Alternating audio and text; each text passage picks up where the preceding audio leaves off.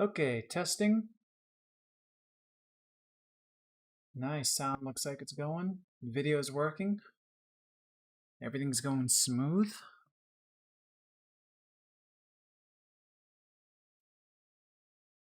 Okay, so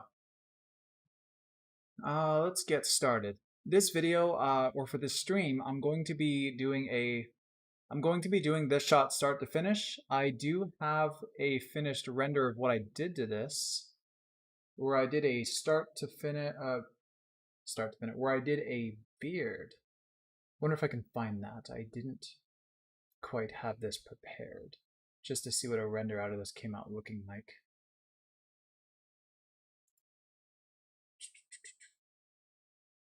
And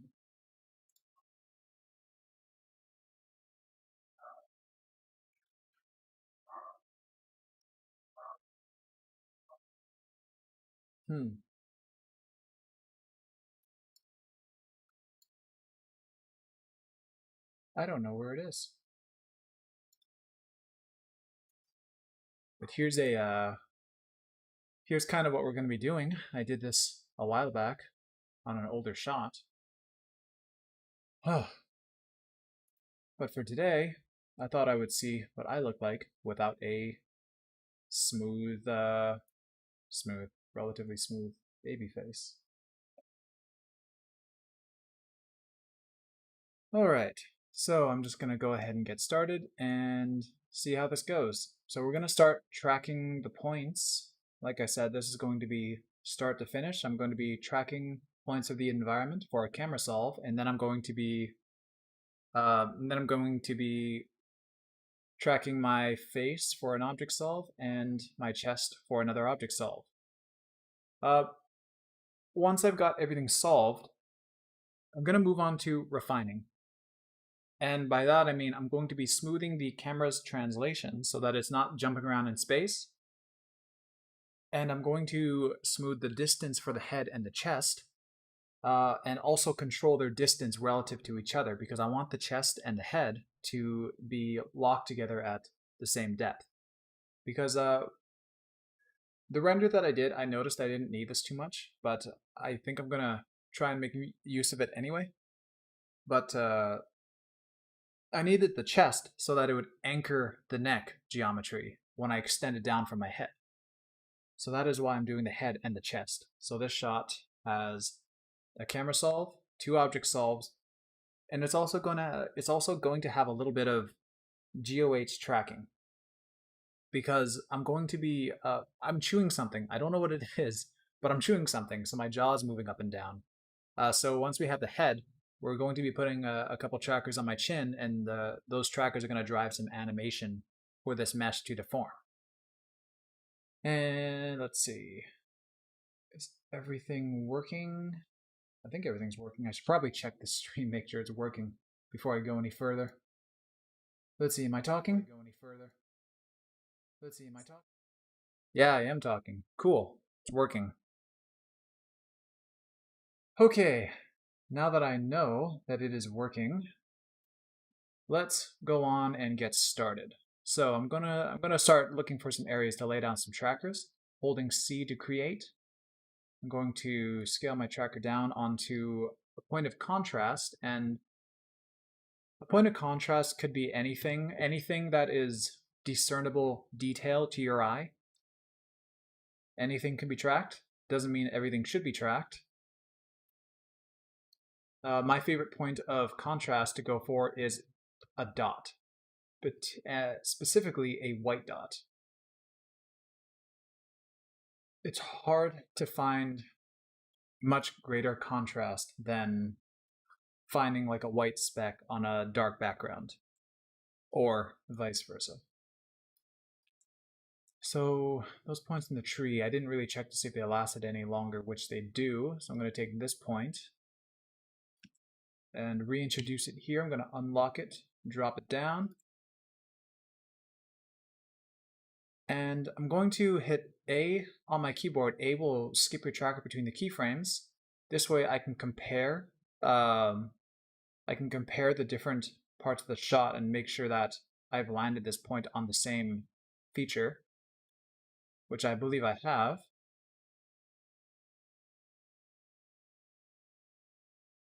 If you are double unsure, you can, once you've gone ahead a little bit and you have a little better view of whatever it is you're tracking, you can go and click and just scrub around, take a look. But then when you right click while you're dragging, it'll snap you back to where you were. So easy way to monitor things and not lose your place.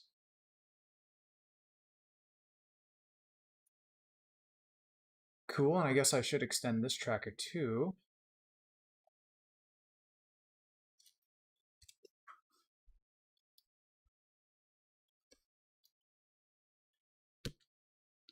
Nice.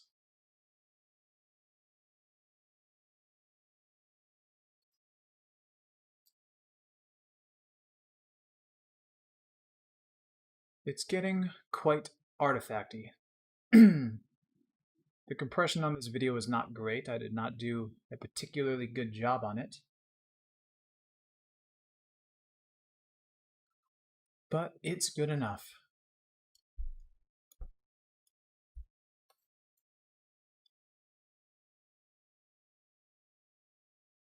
Thankfully that little twig didn't occlude my marker too badly.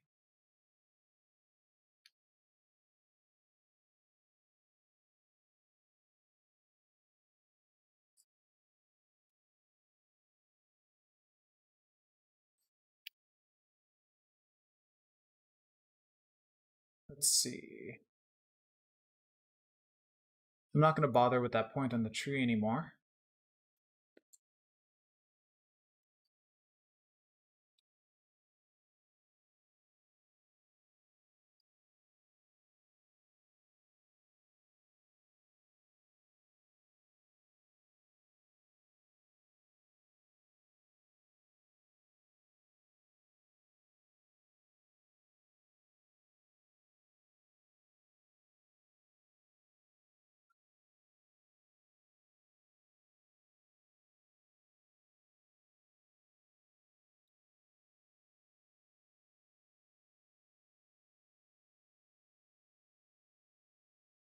Ooh. Didn't have a big enough search area for this one.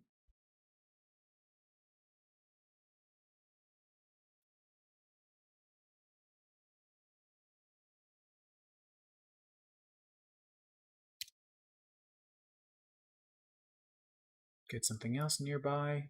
I kind of like how the bark is forming a little crosshair right here.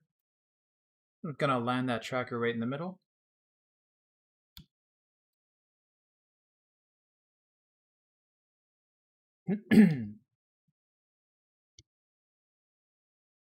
Good. Let's get another one.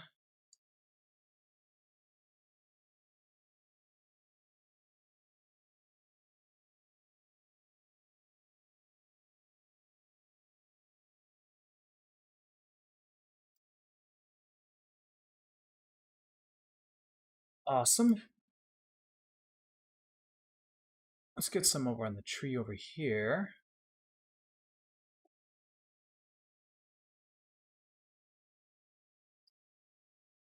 If you can, try to make your trackers last a couple frames off screen. SYNTHEYES will do a little bit of smoothing when your trackers exit frame using transition frames, which is a little feature under the solver tab, transition frames. So it'll kind of look forward or look back or something and try to smooth the shot as your tracker leaves the frame so that you don't have as much of a spike in the rotations.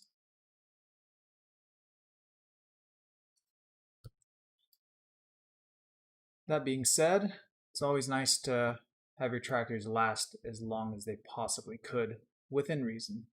The further that you go out into the blue, the more that you're dealing with this unpredictable distortion that it's going to be pretty hard for you to judge.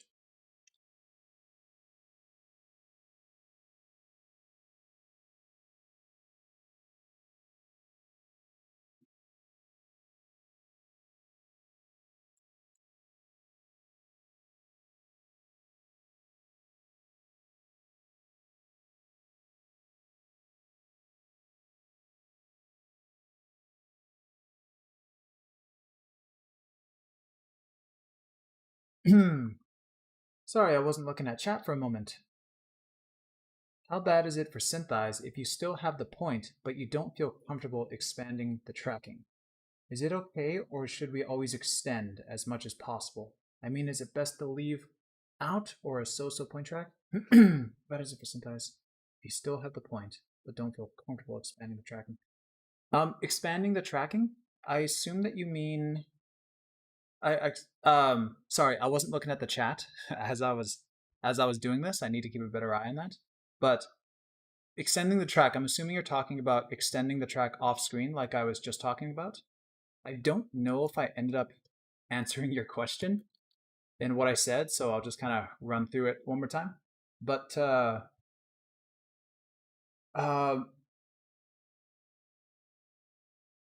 if I typically, when I don't feel comfortable with a tracker that's going off screen, I kind of avoid doing it. Like a shot like this shot is very wide angle. There's a lot of distortion going on in the shot. So when the point goes off screen, sure, I could guess where it is, and as it goes off screen, I could do it like this. Like, let's say the point's coming off. And now I'm trying to make this work. I don't see the white speck, but what I'm doing is I am using the surrounding image. Like, I'm looking over here and watching for this to jump rather than what's under my tracker. But the problem with this on a wide angle lens is that the more that you leave the center of the frame, the more distorted things get. And when things get distorted, it's not going to be very predictable to you because it starts out non-distorted in the center, gets gradually distorted the further that you go. And when you get out into the blue, secretly the lens is doing some weird stuff out up in here. And that weird stuff is very scary to try and guess. If you had a shot that's very zoomed in, like 100 millimeters or 200 or whatever, 100 and so on, the image is rather flat. So it's the closer that you get to a more orthographic view, the flatter your image is, the more that it's easy for you to predict where the tracker is off screen, or even track something existing in the footage and then offset that point out into the blue so that it keeps moving if you wanted that tracker to last longer. Because there's not really a whole lot of distortion going on that's going to mess with your eye. Hope that answered your question. I hope. And I'm going to try and keep a better eye on chat as I go. Oh, this is a leaf. I thought I was tracking bark. Cool. And where else? I should fill out the beginning of the shot more. I'm going to focus, I think I'm going to put a little bit more focus in this area where I started. It's kind of nice for you to pick an area and then focus on it for a little bit rather than jumping back and forth in the shot like I have been.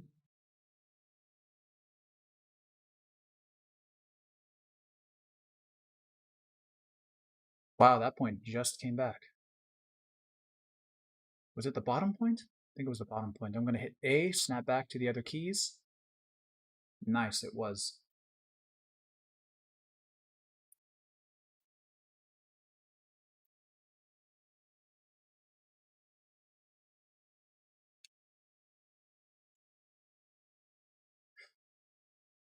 Is there a leaf down here that I can get?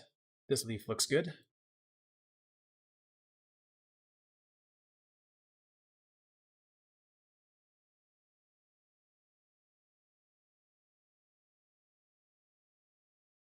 Oh, nice.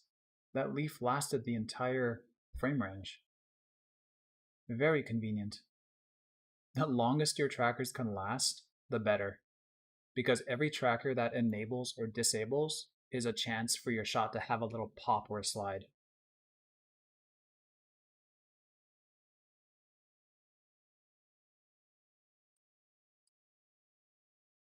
Let's get some points down on the terrain. It's always nice to have points on the floor or ground, or the closest thing to. because generally that is what a CG character might be walking on, or generally that's what CG objects are probably sitting on a ground, unless you've got like graffiti on a wall, in which case obviously flood that wall with points. Any surface where you know that there's going to be contact, if you've been specifically told or you know what's going on in a scene, make use of that information.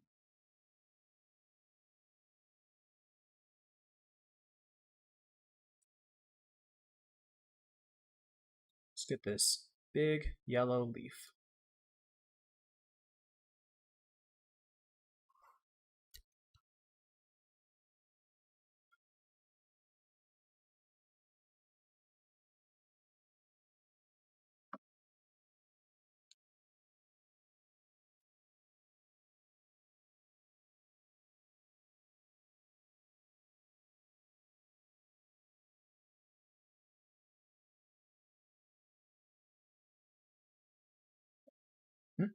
I should reverse the tracking direction here and kind of throw this one in reverse for a couple frames.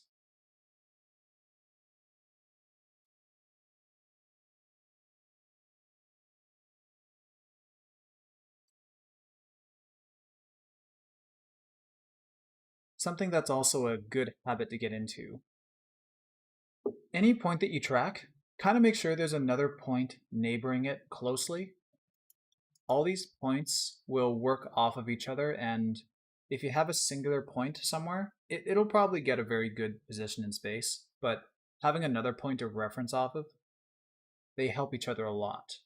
Also, the more that you have points clustered together, the more that those points are going to help you towards getting a good undistortion in the end.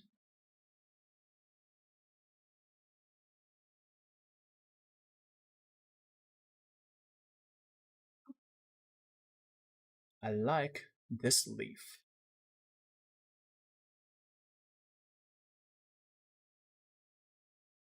Ooh, but it's getting kind of occluded by this branch.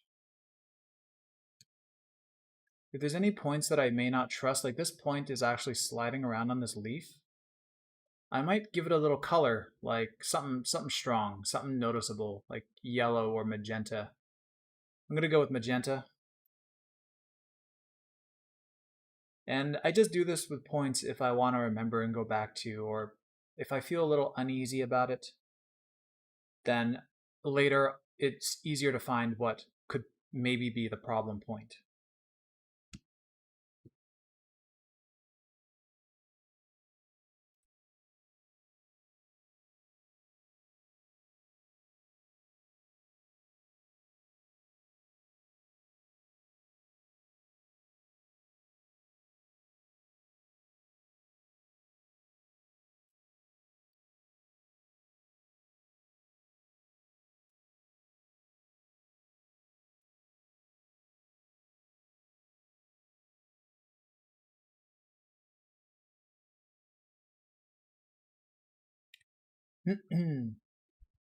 Nice. Let's try to get a corner on this railing over here.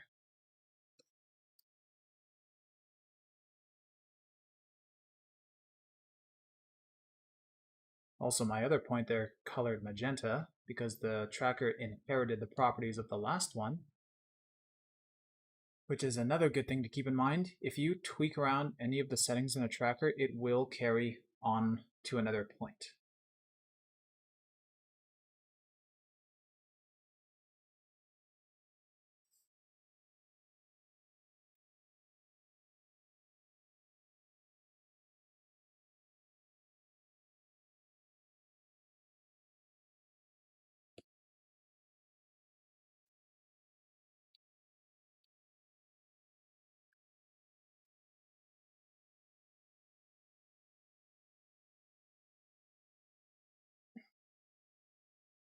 Good. And also let's take these two colors and get rid of that magenta. I just right click the little color square there. Right clicking anything in SYNTHEYES will clear its data. And if anything is animated, if any of your spinners or boxes are animated, hold control and then right click and it'll get rid of all the keyframes.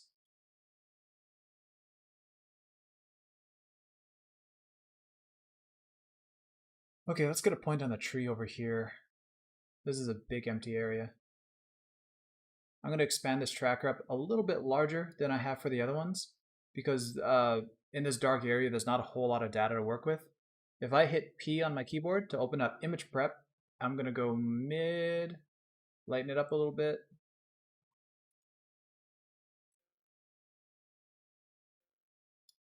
Okay, cache that just so I could see a little better. Because again, this footage is very artifacty. The compression is not great. So I just wanted to expand the tracker out so it averages those pixels a little bit more, and hopefully the resulting path is not this overly bumpy tracker. This tracker is probably going to be a little bumpy, but there's not much I can do about that. At the moment, this one's going pretty well. Oh, there's some pop. It's sliding off of it's popping down off that feature a little bit. So nudging it back up using the number pad keys.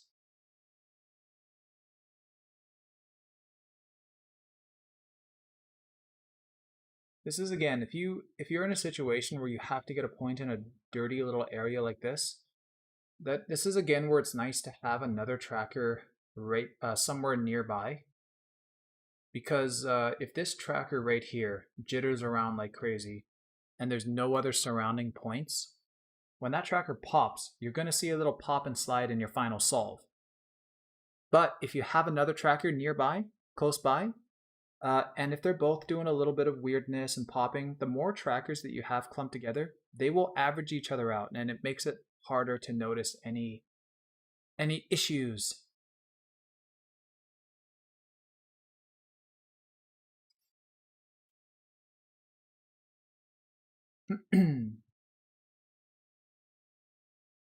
I don't know how to fill up all the silence in the stream. I need to get some royalty-free music or something. Don't need no awkward silences.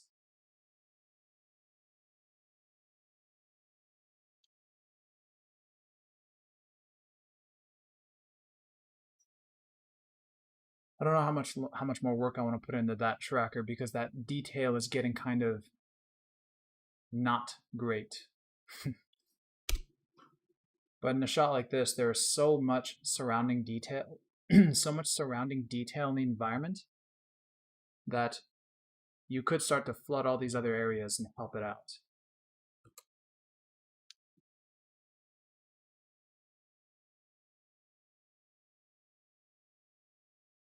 Everything's still working? Everything looks like it's working.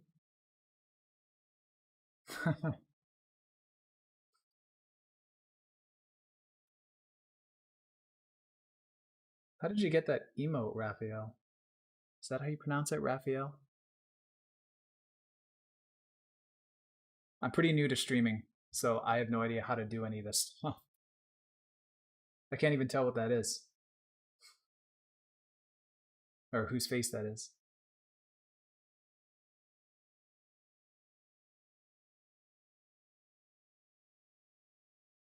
Okay, bringing this one. Actually, this point, you know, I'm going to keep tracking it as it is. Usually with big white details like this, I like to put the tracker right in the center of it because it's typically easier to keep the center of a feature than it is to track a corner, especially round things. If your camera starts to rotate and do weird things, on a round thing, there's no detail to keep your tracker locked to the correct side of a circle. So your circle could be rotating and now technically you have a sliding point.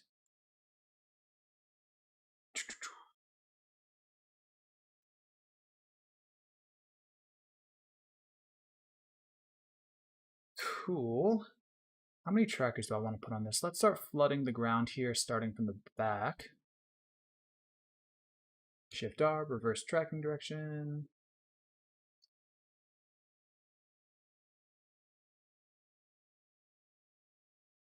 Ooh, that's a little plant obscuring that point, or occluding that point.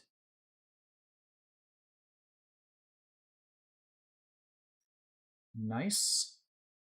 Another leaf over here.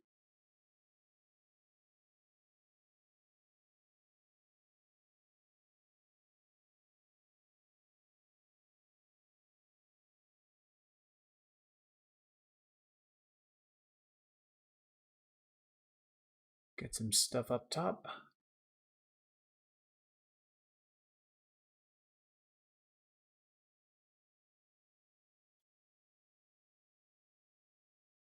That leaf isn't on the ground.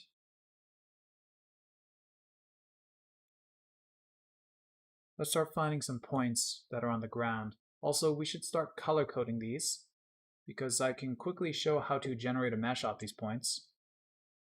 But you're not going to have fun sorting through the points later if you don't keep them organized.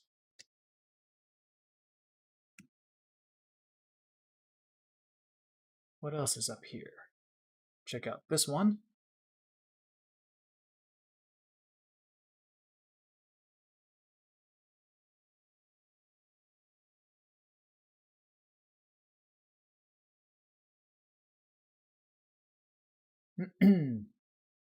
Cool. I want to try to get a ground point right here. Let's see how long we can make a point last in this little sliver of an area.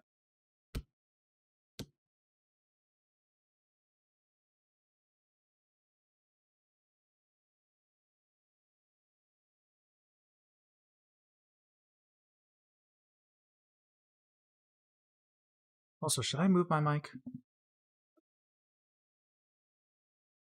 No, I can't move it there. Oh, I wanted to make it easier on myself. I need like a little stand to hold the mic right beside my face.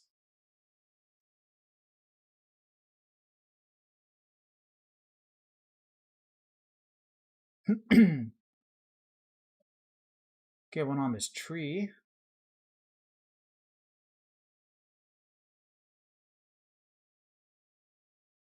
Ooh. Starting to get a little pops because the background, all this bright white detail in the background is overpowering my little dim piece of tree bark.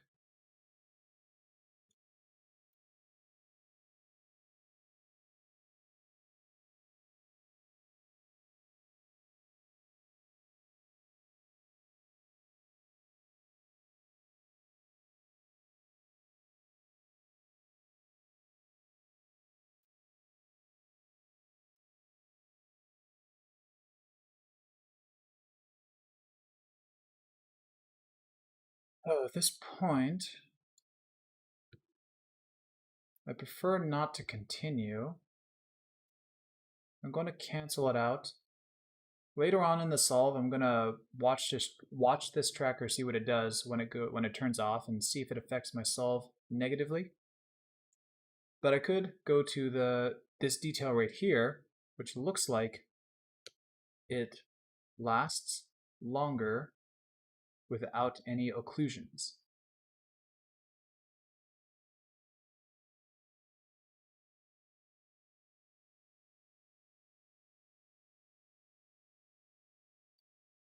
Man, I'm getting some life out of this one. Awesome, we're just gonna stop it there. If we were truly desperate, we could track it, we could follow it through the leaves, but I don't want to.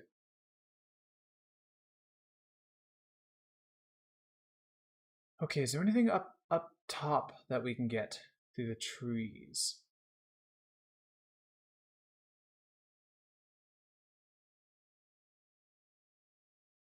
I kind of want to try and get this big tree back here, but I'm not interested in getting a point that I might be enabling and disabling through the course of its life, because my goal is to not get trackers that are constantly turning off and off that might influence myself negatively. It shouldn't, really.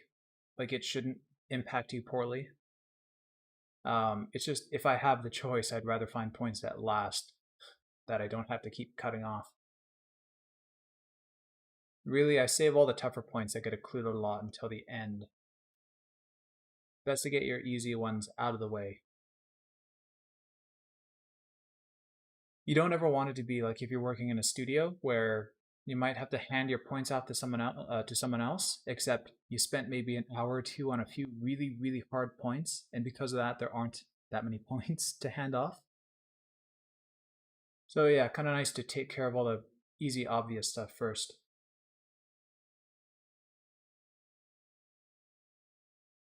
Let's get something in the back over here. Haven't really looked at this. And then I should try to get some points on the boardwalk, because the boardwalk, it looks like it's going to be my only like real floor.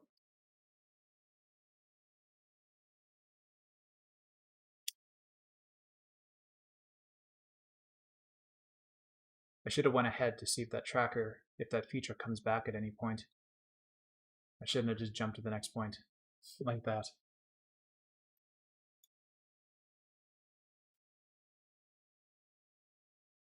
Oh, it doesn't. Great. Good times.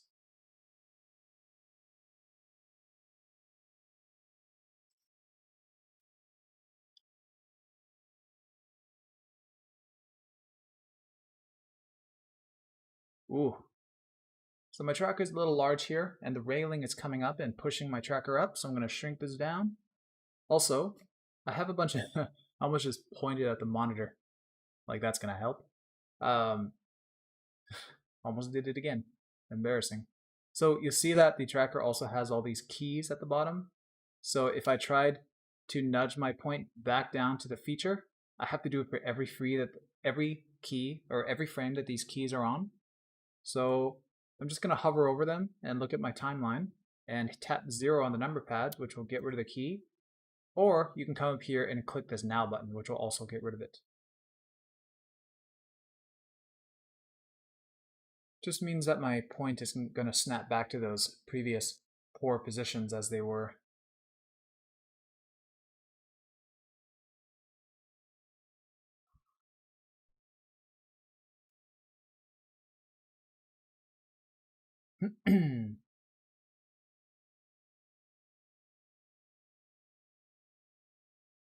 Let's just let that point die there.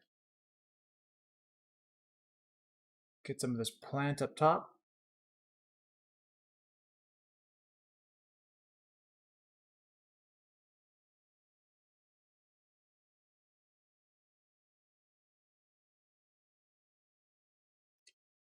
Nice.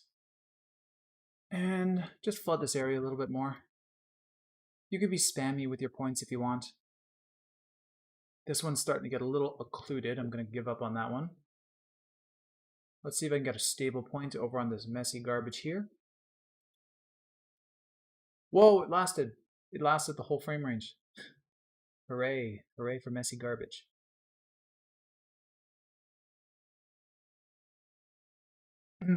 At this point, let's start doing little test solves just to see what this does and see if the solve requires us to do more points. So right away, I can go to the solver tab and hit the big green go button, but I'd rather hit Shift G on my keyboard. And okay, so this solve right now it looks all right. It actually looks pretty good, but it is a lie. Like let's say if we lock into this point, you can see it's kind of swimming around doing some weird stuff. Not very trustworthy stuff, and this point here looks a little off. Also doing some things, some counterproductive things. What you want to do is turn on distortion, because we, again, are working on a very distorted plate. This is a shot on my Blackmagic camera where my focal length is at 8 millimeters. That is a very wide lens. So we're going to turn on calculate distortion, and if I go over to the lens tab, you can see the grid here, this grayed out checkerboard looking thing. When I hit Shift G to solve, okay, oh, it popped me over to the solver tab again. Well, here's the solve.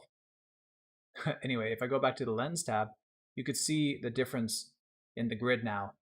The shot had quite the fair amount of distortion. So now if I start to take a look at some points. Also, what was our error value? Our error value before was 1.1. It is now 0.9. It's actually not the craziest difference, but I also don't have that many trackers on the shot, really. This is not considered a lot of points. Okay, what was I getting at? I don't remember. Let's look at this point.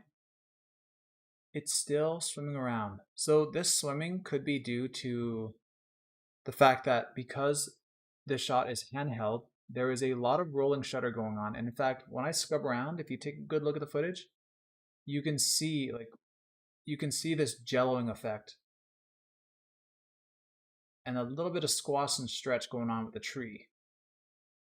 And again, this is literally me walking through, holding my camera like this, which is a very poor way to do it. And this camera has some gnarly distortion. So, how's my volume? My volume, I think it looks good. I think it looks good. Okay, let's continue. So, yeah, so at this point, I don't know how much we can actually do with this one. Unless there's something I'm missing, which could be very possible. I am not a very bright person. Let's try to add one more point up here that lasts. So this point does go a little bit to the edge of the shot and likes to turn itself off. So I'm going to keep bringing it back in. The way that I do that is whenever it turns itself off, I just click on this little view over here. It turns it on and lets you drag it back to position. 2 birds, 1 stone.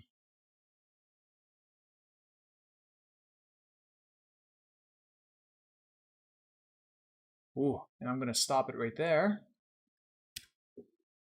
And solve. Let's do a little lock on to other points around here. That other area wasn't really fixed, but again, there's not too much that we're going to be able to do with this shot. You can adjust settings for rolling shutter, but it's kind of pointless because there's not a lot of scenarios where you can properly use that data for any other shot that in any other program that you're working with. So typically it's not very common to use the settings for rolling shutter. Even if you use the settings for rolling shutter and get a good solve in SYNTHEYES and it shows you your points are doing good things, if you take that into Maya or Blender or something, it's not going to improve the render. It's not going to remove that jelloing from the render or your footage afterwards. So it's kind of best just to take the footage as it is and make it really good where it needs to be good. Like right now, if there was a CG character walking on this boardwalk behind me, I might go and these points back here if I wanted to. I could take its weighting, crank it way up. I'm just going to go 5 to be extreme. So now that I hit solve, you can see that this point is quite locked. And this general area here is going to fit really nicely. And now this admittedly is not always the best thing you can do because when you put the influence all onto this little area, you are typically damaging everything else far more than it already was. It's a little hard to notice because this stuff already looked like a steaming pile of dog feces. So yeah, I'm going to take that point and I'm going to remove the weighting. I'm going to put the weighting back to 1. So I'm going to right click it, zero it out. I made sure I did that on the first frame. Otherwise, this will also key. You can key the weighting of a point. Like if you only wanted that area to stick really well for one part of your shot. Okay. Where are we? And now, what else? Let's try to get a little point so that we have the level for this railing at this point in time.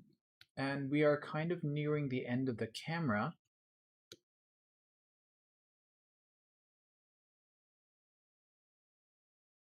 Nice.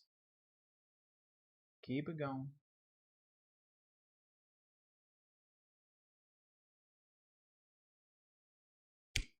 And like I said, it's nice when your trackers have a buddy to work off of, so I'm going to try and get another tracker here somewhere.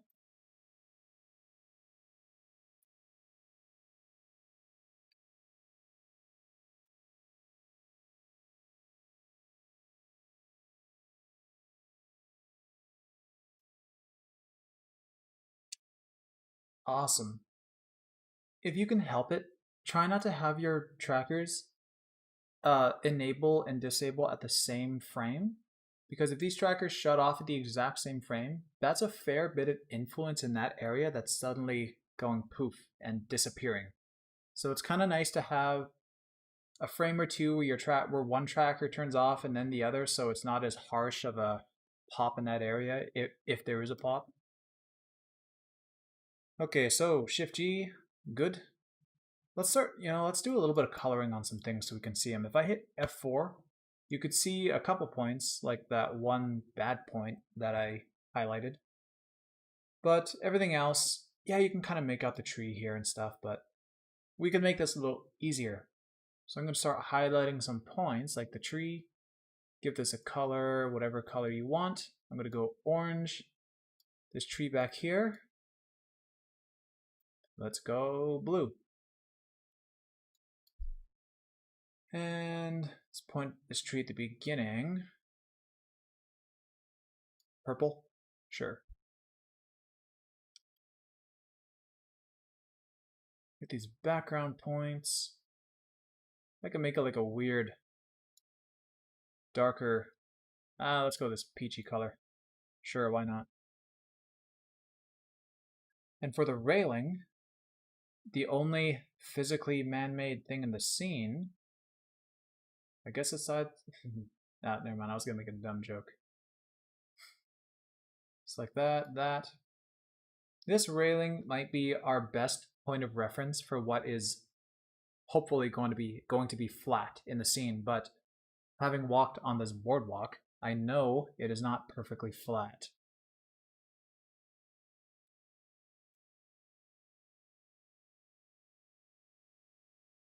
Okay, so let's take a look at our points.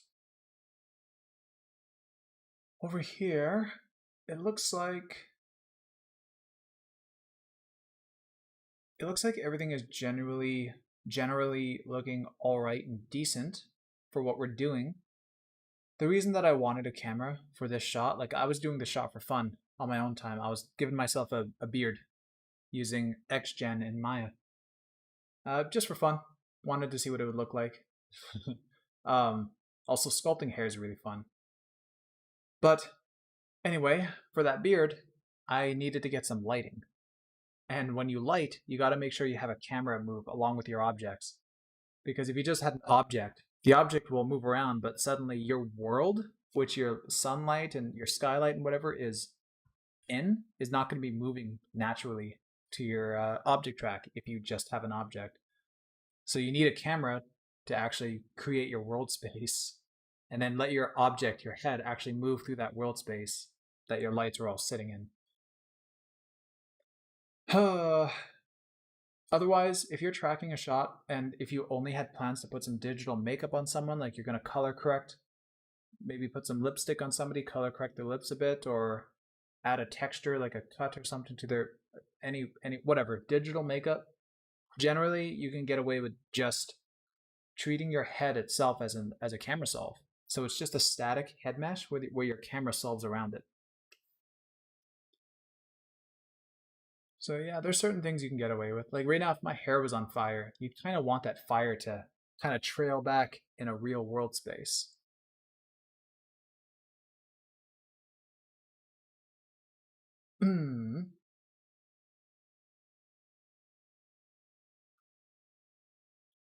Cool. And now, what do I want to do to this? I guess for now, I'm actually pretty happy with this camera. So I'm going to just dot down a couple points on the floor so that I know where that is, which is going to help me later for scaling the scene based off of me. And then I'm just going to move on to my face.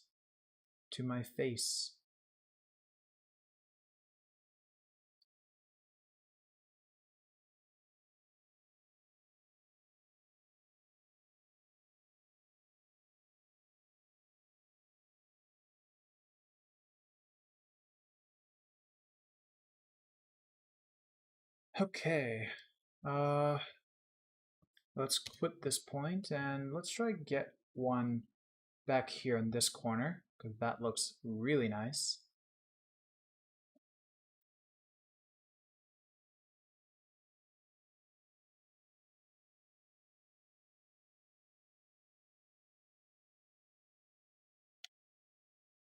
Okay, I'm going to color this point and this point something like, I'm going to go magenta. I used magenta before on that point that I didn't really like too much. I'm kind of running out of colors. I say that as we have all these nice little color swatches here. Let's make this bad point brown. I'm not going to remember that later. Let's just keep it for now and see what happens. So, okay, so I'm just gonna call it on the camera points now, and I'm gonna move on to my head. But first, something I should do is we should quickly double check these trackers, make sure there's nothing stupid going on. So there's multiple ways to do this. I'm gonna show 3. If I right click, let's look at tracker trails. So I'm gonna go over here, click on tracker trails, and now you could see, you can look for if you see any irregular spikes that show up at any of these paths. So just kind of hover around your shot and see if there's anything that you could see. They all generally make the same move. So if any point was doing something extremely irregular, like it popped or spiked somewhere, it shouldn't be too hard to notice looking at trackers, or looking at tracker trails. Also, tracker trails can help out when,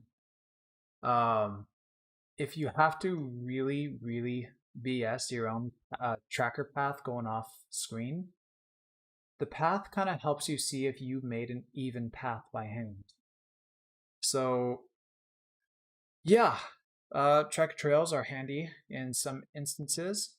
I'm going to turn them off, and the other way is to look at radars, and radars is probably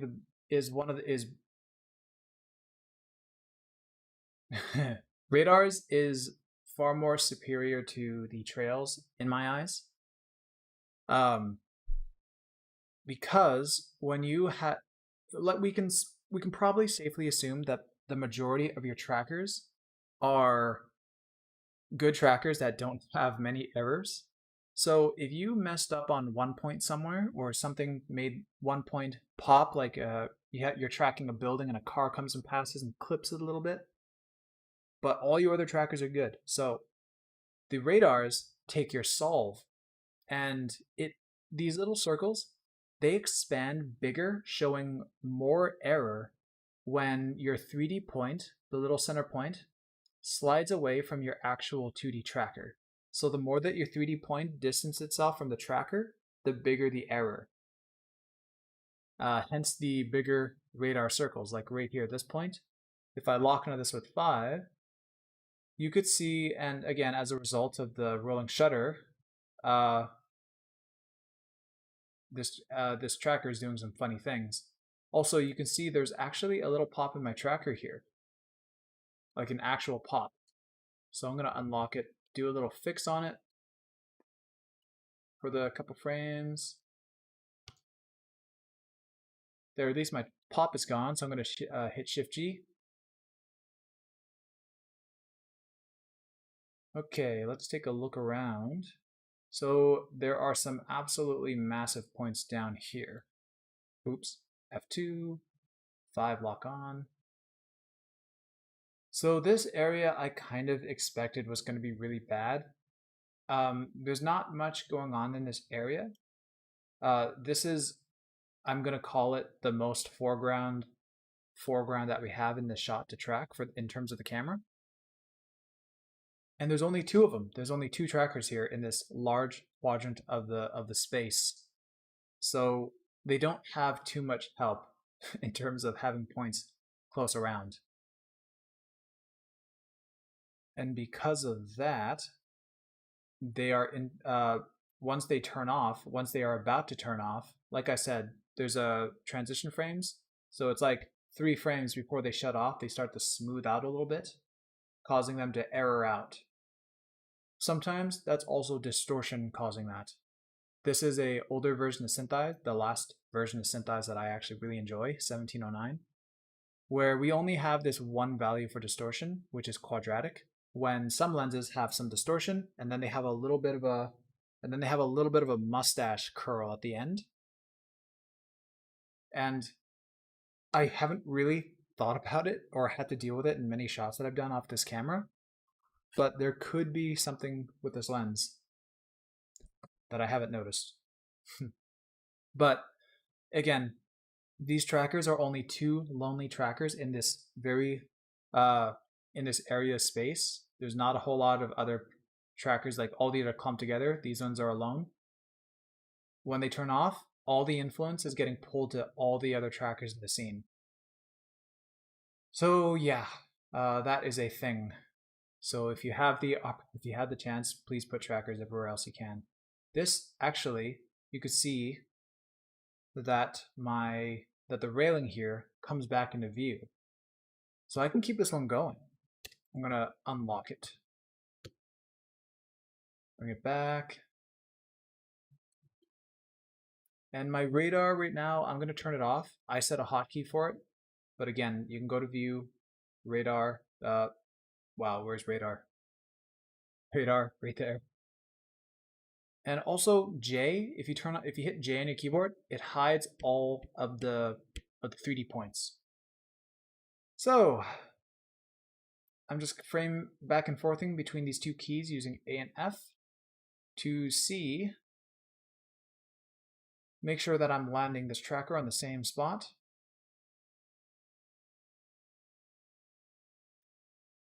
And this area is not very easy to watch because again, compression, all this detail is kind of muddied up and it's hard to make out. So I think I'm just gonna quit it and see what happens. Let's actually, these couple frames here where it's kind of doing its own thing since I turned it back on here, I'm gonna hit H right here because my tracker's going forwards. Starting from here, I want it to be by hand going forward. So I'm gonna turn on by hand or hit H on my keyboard. And now these couple of frames are going to do a little spline move. I have to correct it because this is a very erratic shot.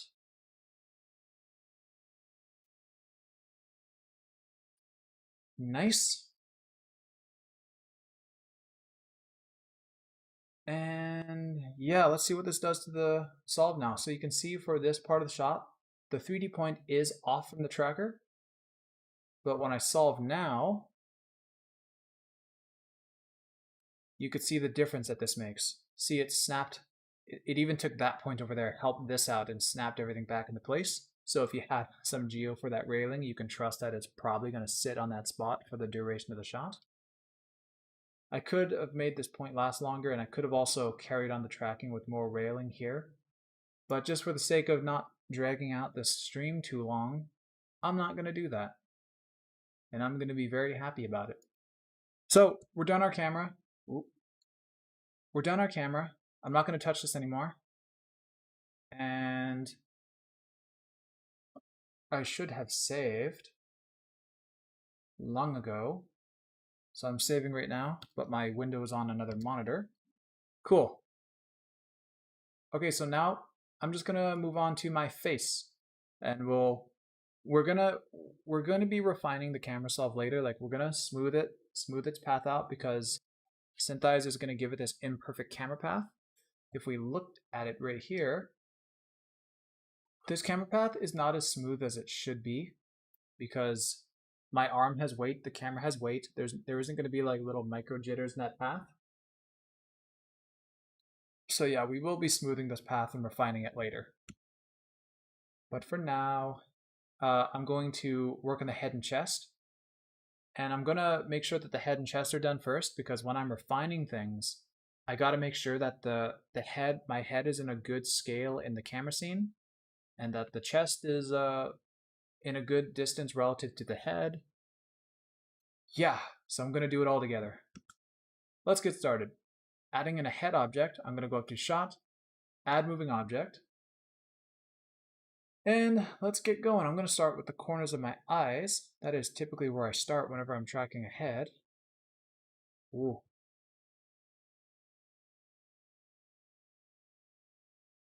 Also, a lot of things, tracking heads is tough because it's not really sharp corners or a lot of sharp dots all the time. Like you can see I have like moles and stuff on my skin and like little details because my skin ain't clear. But wait, I lost my train of thought. Anyway, even though there's details on my face, my cheeks move. When I chew, my skin flexes and moves.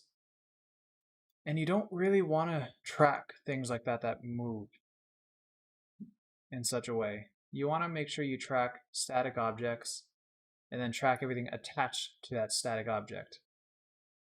I'll scrub ahead a little bit to when that point comes back.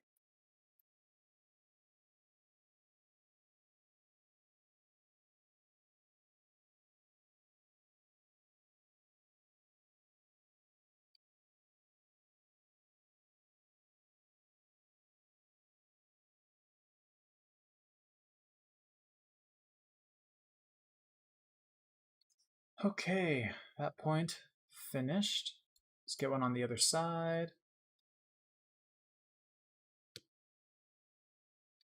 Ooh.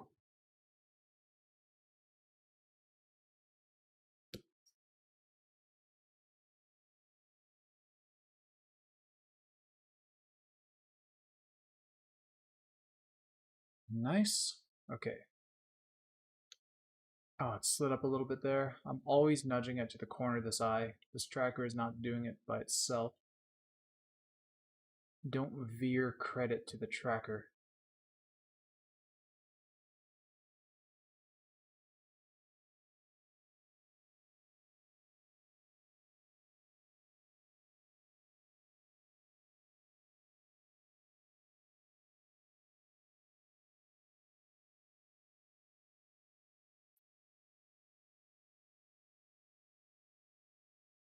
Okay, another one done.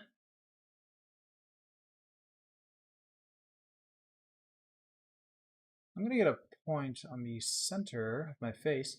Any trackers that you can get that kind of fill out the center line of your head are going to be very handy, and I will show why later.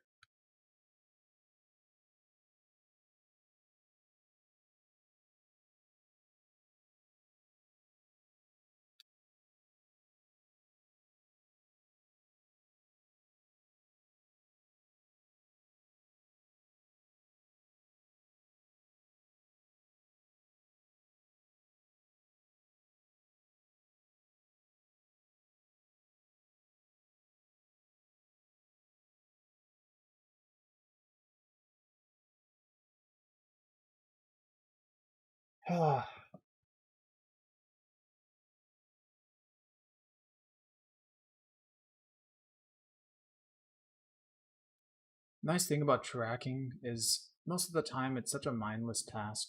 You just toss on some headphones, sit back, and relax. Other times, you want to rip your hair out.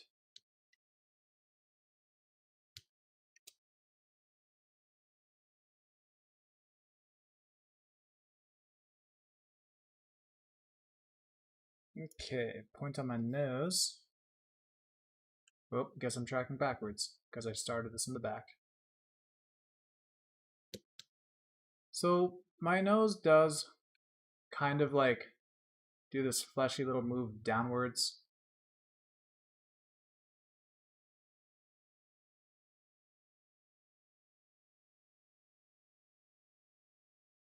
Wish I had a tissue on hand when I shot this.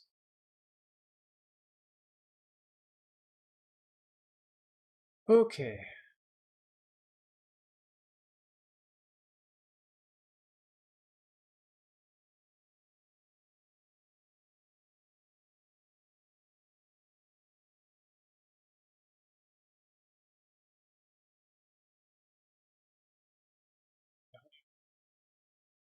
Tracking this point is so slow.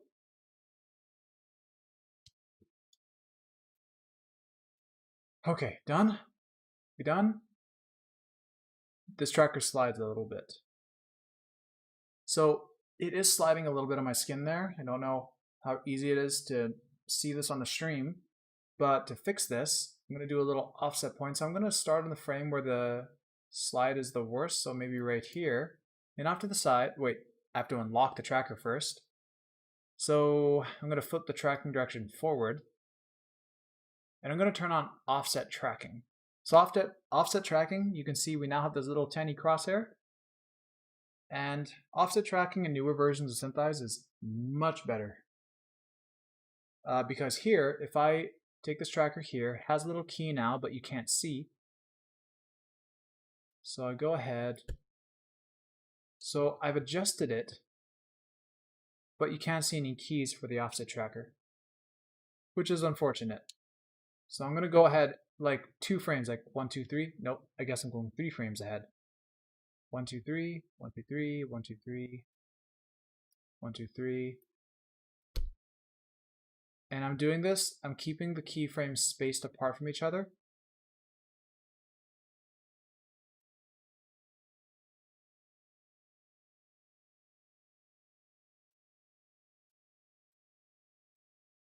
Yeah, if you start putting too much keyframes, you're going to lose track of them, and because you can't see them on this time bar, you're going to cause a mess for yourself later that you're going to be better off restarting than fixing. Okay, so now that I've gone through and did that offset point, when I lock my tracker, this tracker is now going off that offset that we did. So I fixed that slide that was occurring. Ooh. So now that I have those, I'm going to see if it's easy enough for me to get one more, a point on each side of my head, on my eyes.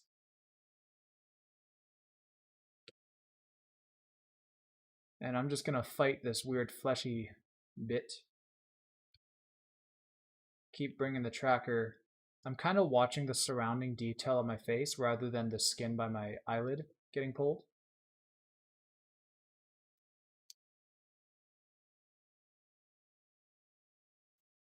Cool. And I hope I don't blink anymore.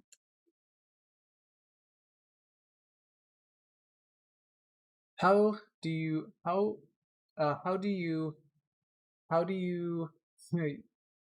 sorry, how do you do to find the offset key if you need to delete one? Yeah, so that's the thing. Oh, actually, we can find that. Let me lock this point for now. Okay, Raph. So, let's go back to that point that I did the offset on for this tracker. So right here, I'll unlock it, and I'll scrub ahead to where keyframe is. So when you scrub, you can see the keys right here. You don't see it on the time bar. So you can see the U and V right here has highlighted red, and you could see it flickering on and off. You could see the keys. So you can right click and you've cleared the key on that frame. And another way, if you wanted to see all the keys, if you hit F7, open up your graph editor. I believe this is going to work. I actually can't remember now. Oh, I could see him right there already. Oh my god, thank you. Thank you for being right by accident. So here you can see U and V offset. I'm going to turn everything off here. And now you can see this curve here. Oh, not this one. U and V offset. There we go. You can see the offset keys here. And at the bottom, I have minus already selected. I can go and clear them out that way as well. Nice. Hopefully that answered your question well. And just make sure I didn't save anything on this point. I did not. Good. So now, what was I doing? Oh, I was adding that point on the side of my eye. Let's head back to that one.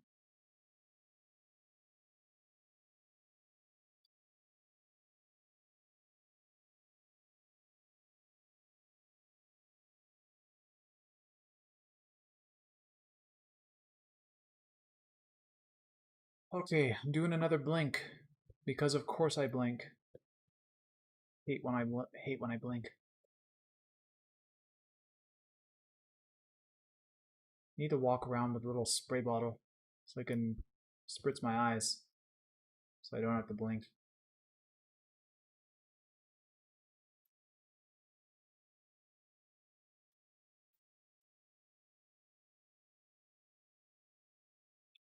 Nice. I wonder what the chances are that I can get away with offsetting this point over here to this side of my eye and save some work. So I'm going to give that a try. I'm going to clone this tracker, offset it over here so that I don't have to go through the hassle of tracking this dark grainy portion of my eye. So I'm going to come over to the side and hit new. It's going to ask me if I want to clone selected trackers. I'm going to hit OK and hit offset. Also make sure your tracking direction is forward, or if you're starting from the end of the shot, make sure it's backwards.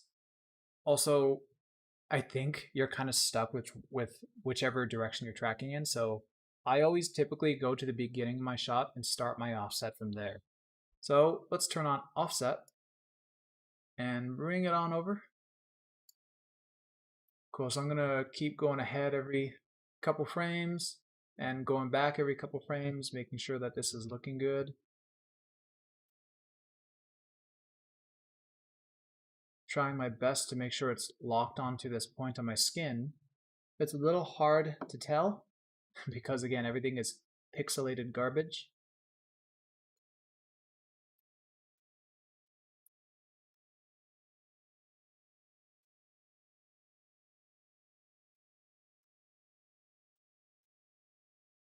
What's this? A text message. Okay. And this is, ooh, that part is rough.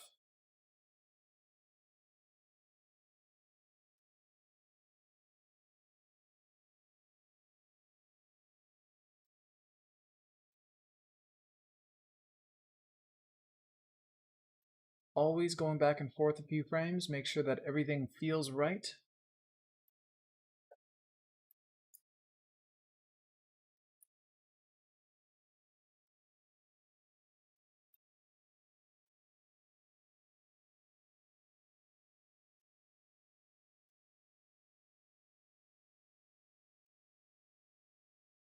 I don't know if I kept it consistent through the whole thing, so I'll do a quick scrub.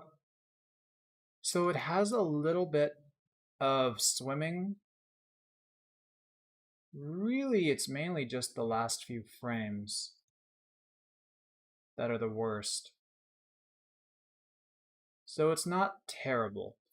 I'm gonna go with it because it actually is a pretty decent point.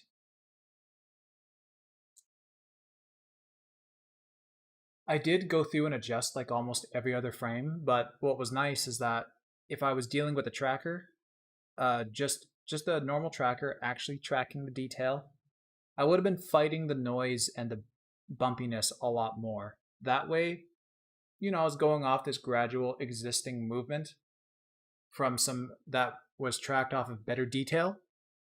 Took a bit of the stress out of it.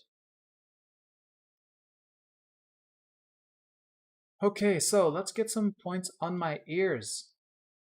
Whenever you're doing a shot, you always want to break up a shot. I should have said this with the camera, but you always want to break up your shot into foreground, midground, background. You want to get every bit of depth in your shot that you can.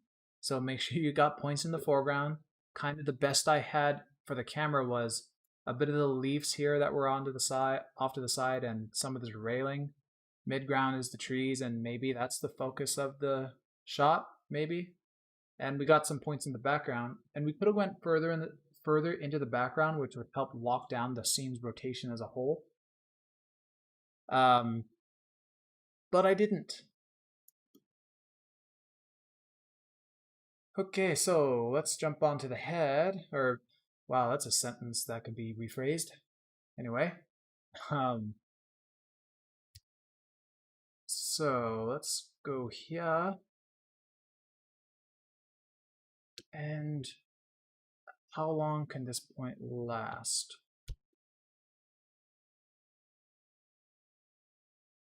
So this point's a little scary. It's completely gone now.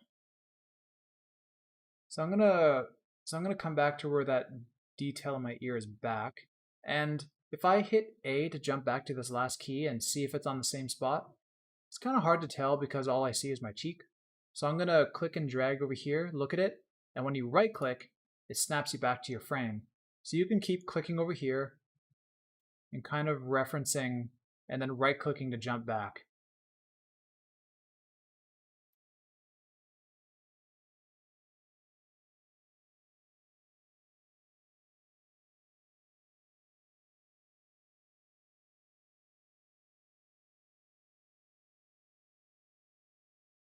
Go. It's so close. So close. Okay, also I did mention that I went ahead a little bit. I should backtrack on this area right here. So I'm gonna hit Shift R so I can reverse that tracking direction. And you can see nothing appeared. I'm gonna go ahead a frame and turn it back on. Instead of this switch, I always hit E, which you could see the hotkey right there when you hover over.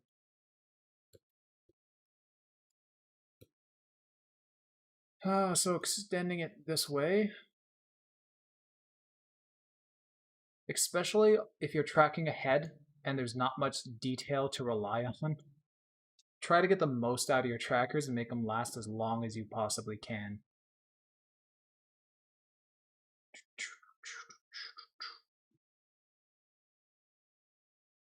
Okay, so the other side.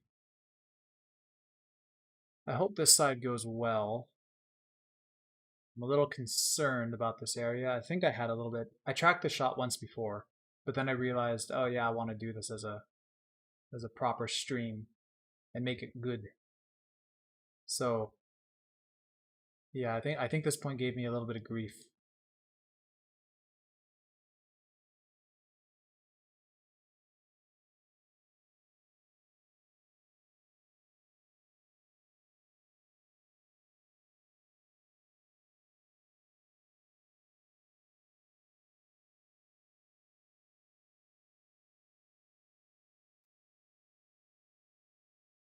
Right now, this is going smooth. I think past me was an idiot.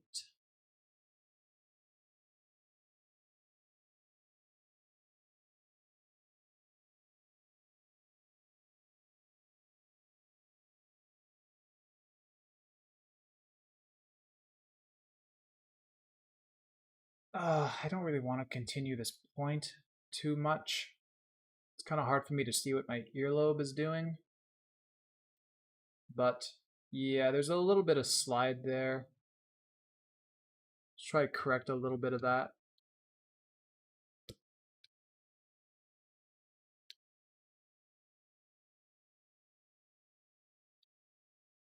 Okay, let's just keep that as it is. It's not great, but it's not overly terrible.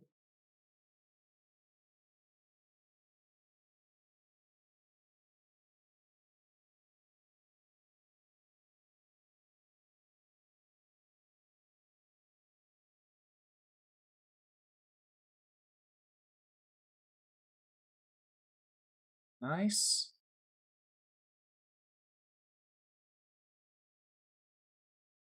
And just trying to eyeball what my earlobe is doing there.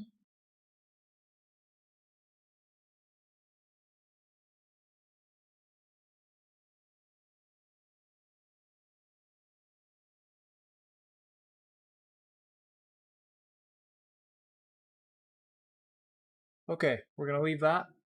And just for now, let's see what happens with a solve. So when I hit solve, hit OK, now you can see this. We have some magic. And you could, if you look in the side view, you could see that my head is absolutely massive compared to the environment. That is one of the issues we will be tackling here soon.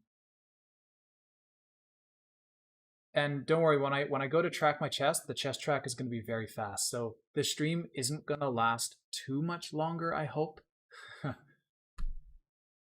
And in a separate stream, I should mention this too for anybody watching this who cares, that I'm going to be doing another stream on a separate day, probably tomorrow at the same time, 7 PDT, where I'm going to actually do a deformation on my jaw, and then I'm going to refine the deformation in Maya using my chest and my jaw or my head, and kind of reconstruct my neck in between. And what's kind of nice about this is that, hey, if you wanted to completely replace your head, you can kind of do your own character rig and kind of put it in place and then let the head drive the animation, or constrain your chest to the chest of the track and constrain your head to the object track, and hey, you have a animated head. Just as you've dreamt all your life. You weird, weird person, you. So, wait, what was I getting at? Oh yeah, in future videos I'm going to be doing that stuff. There's probably something I'm forgetting, but I'm kind of an idiot and will not remember. Anyway, just backtracking to see if I can collect my thoughts again. So yeah, the camera, we will be scaling to the head, and the head and the chest will be scaling together, or whatever, in whatever order I feel like it. So, robot? Is that a robot? I don't know what that is.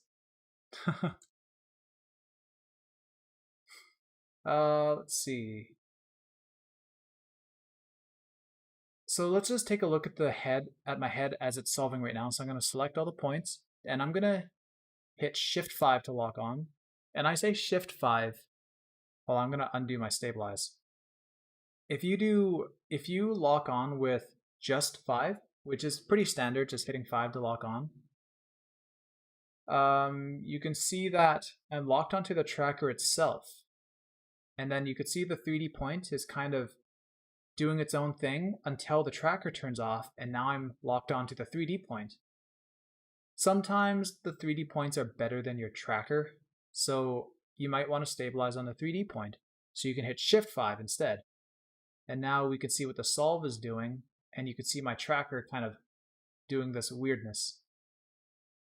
And my tracker, I'm pretty comfortable with my track that I got with that point. So it could be that as I chew or do anything, that my ear lobes are kind of sliding up and down.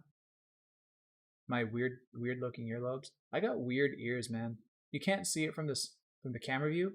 Maybe you can. Maybe you think my ears look weird from a front view, which that hurts a little. But it looks weirder from a side view. I got this weird kind of, hey, right there. Weird ears, man. Okay. Enough self-deprecating comedy gold. But anyway, what I was going to say, back to the point. If we look at this point of my ear, you could see the 3D point is kind of doing its own thing. It starts to go a little crazy once the tracker is disappearing, because again, this is that transition frames, this 3. It's trying to smooth this off into what the rest of the, it's trying to smooth the solve out to the influence of these trackers when this one turns off. So this could, it's sliding so much that it could be telling us that our solve is bad, maybe because my trackers are generally bad, but most likely because my face is this deforming ball of jelly. Which I'm gonna say that's it, honestly. But if we wanted to try and get another point to help stabilize the depth, my hair sticks out a fair bit. And so I can put a point on my hair. There was a loud bang outside my window.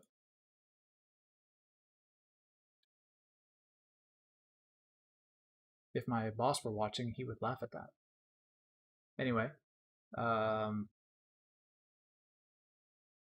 let's get this point going, and this point should help and lock down the 3D point for my ear, because this point is kind of helping get a little bit more parallax in the scene.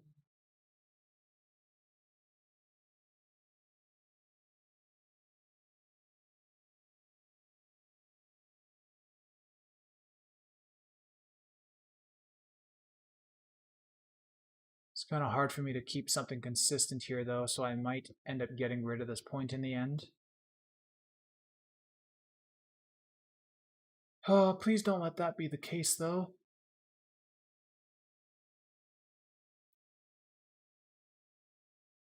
So this point isn't terrible. It does a little bit of slide on the hair, but tracking hair is hard, especially when you're tracking strands of hair, because it's a line. What are you going to do? Also, hair blows around and bounces. Not mine though, because I got hairspray. My hair's too long. Let's see. So I'm going to do a solve, but I'm going to solve on the frame just to see what this tracker here does. So Shift G. And now when I Control Z and Y, undo and redo, you could see that this point added actually tucked this tracker in a little bit more. So it kind of helped fix a little bit of that error, gave SYNTHEYES a little bit more data. There's a lot of people who say, oh, you can solve a shot with like a minimum 4 points, or you can solve with 6 points. Don't listen to that person. In fact, kindly ask that person to leave the room. They are wrong. You need a lot more points to help your solver figure out the correct space for every single point in relation to one another. You're not going to construct a proper depth in your scene with like 6 points. I've been taught that in school, and I have been taught that in some products that I've bought in the past. And I've been taught that in a company, actually. So, weird things. So I could definitely spend some more time and add some more points, try to get some more in my hair, get some more around my face and other areas, but I'm going to call my head done here. And once again, we'll get around to refine smoothing it here at the end. Also, we'll be tossing in some generic head geo. So let's do my chest, get it out of the way. I'm going to go up to shot, add moving object. And let's start out with the easiest point in the world. So my shirt and my chest deforms a little bit. This is a solve that I really don't care about whether or not it's perfect, because this chest, or this, should I just say torso? Top, upper torso? Huh. I'm gonna call it torso. So this torso, its only purpose is to kind of serve as an anchor for my rig, for the neck part. Its only purpose is to help get a neck actually locked down here. So I don't need this to be crazy.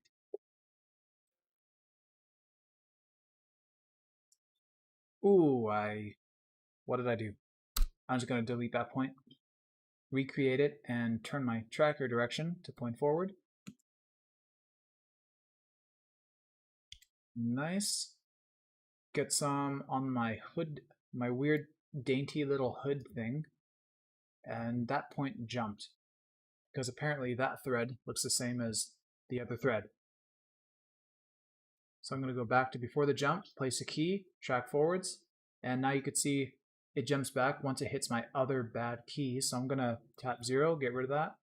Once again, if you don't have a number pad on your keyboard, you can just turn it off by hitting the now button over here. And let's go back, start retracking this. Oh, it jumped again. So A and F, snap to your keys. Wow, it just wants to jump every frame. Good. Another obvious point over here on the strap. And let's try to get some points in the background of my chest, which there's not too much I can really do. I'm going to try and get this little sliver up here. let's get this area.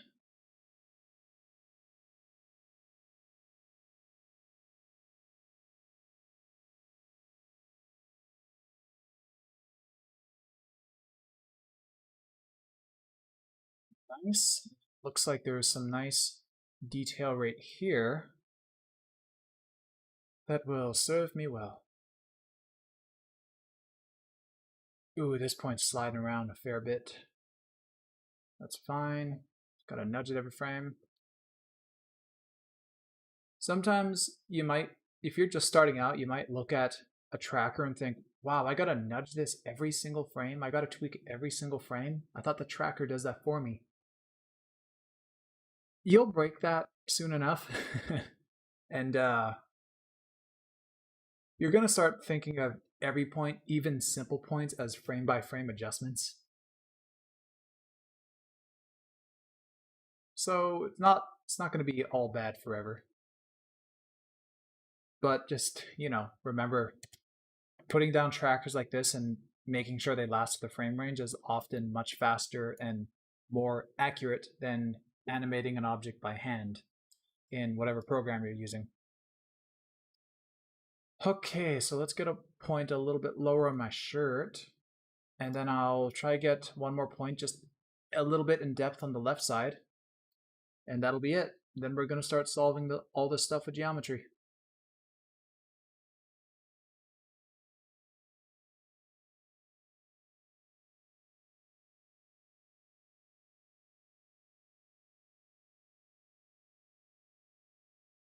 Ooh, it decided to jump on the last frame. SYNTHEYES throwing shade at me. All right. Up top. I'm just gonna start this one from the middle of the shot. Ooh, this point's gonna be a weird little mess.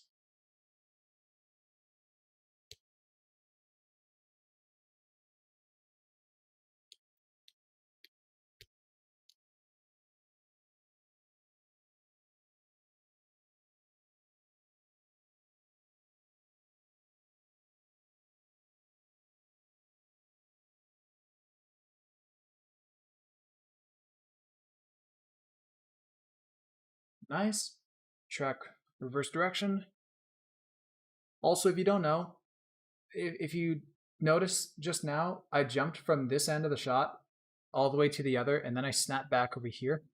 That's because A and F will let you snap between the keys, but Shift A and F will snap you to the beginning and end of a shot.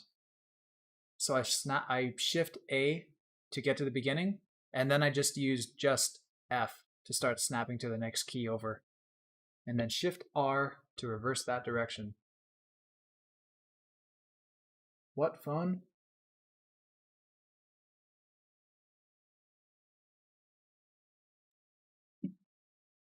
All right. Is the person who's following me on LinkedIn now, or invited to connect on LinkedIn, is that person watching the stream? Did you just invite me and see me check that live? That's kind of funny if you did.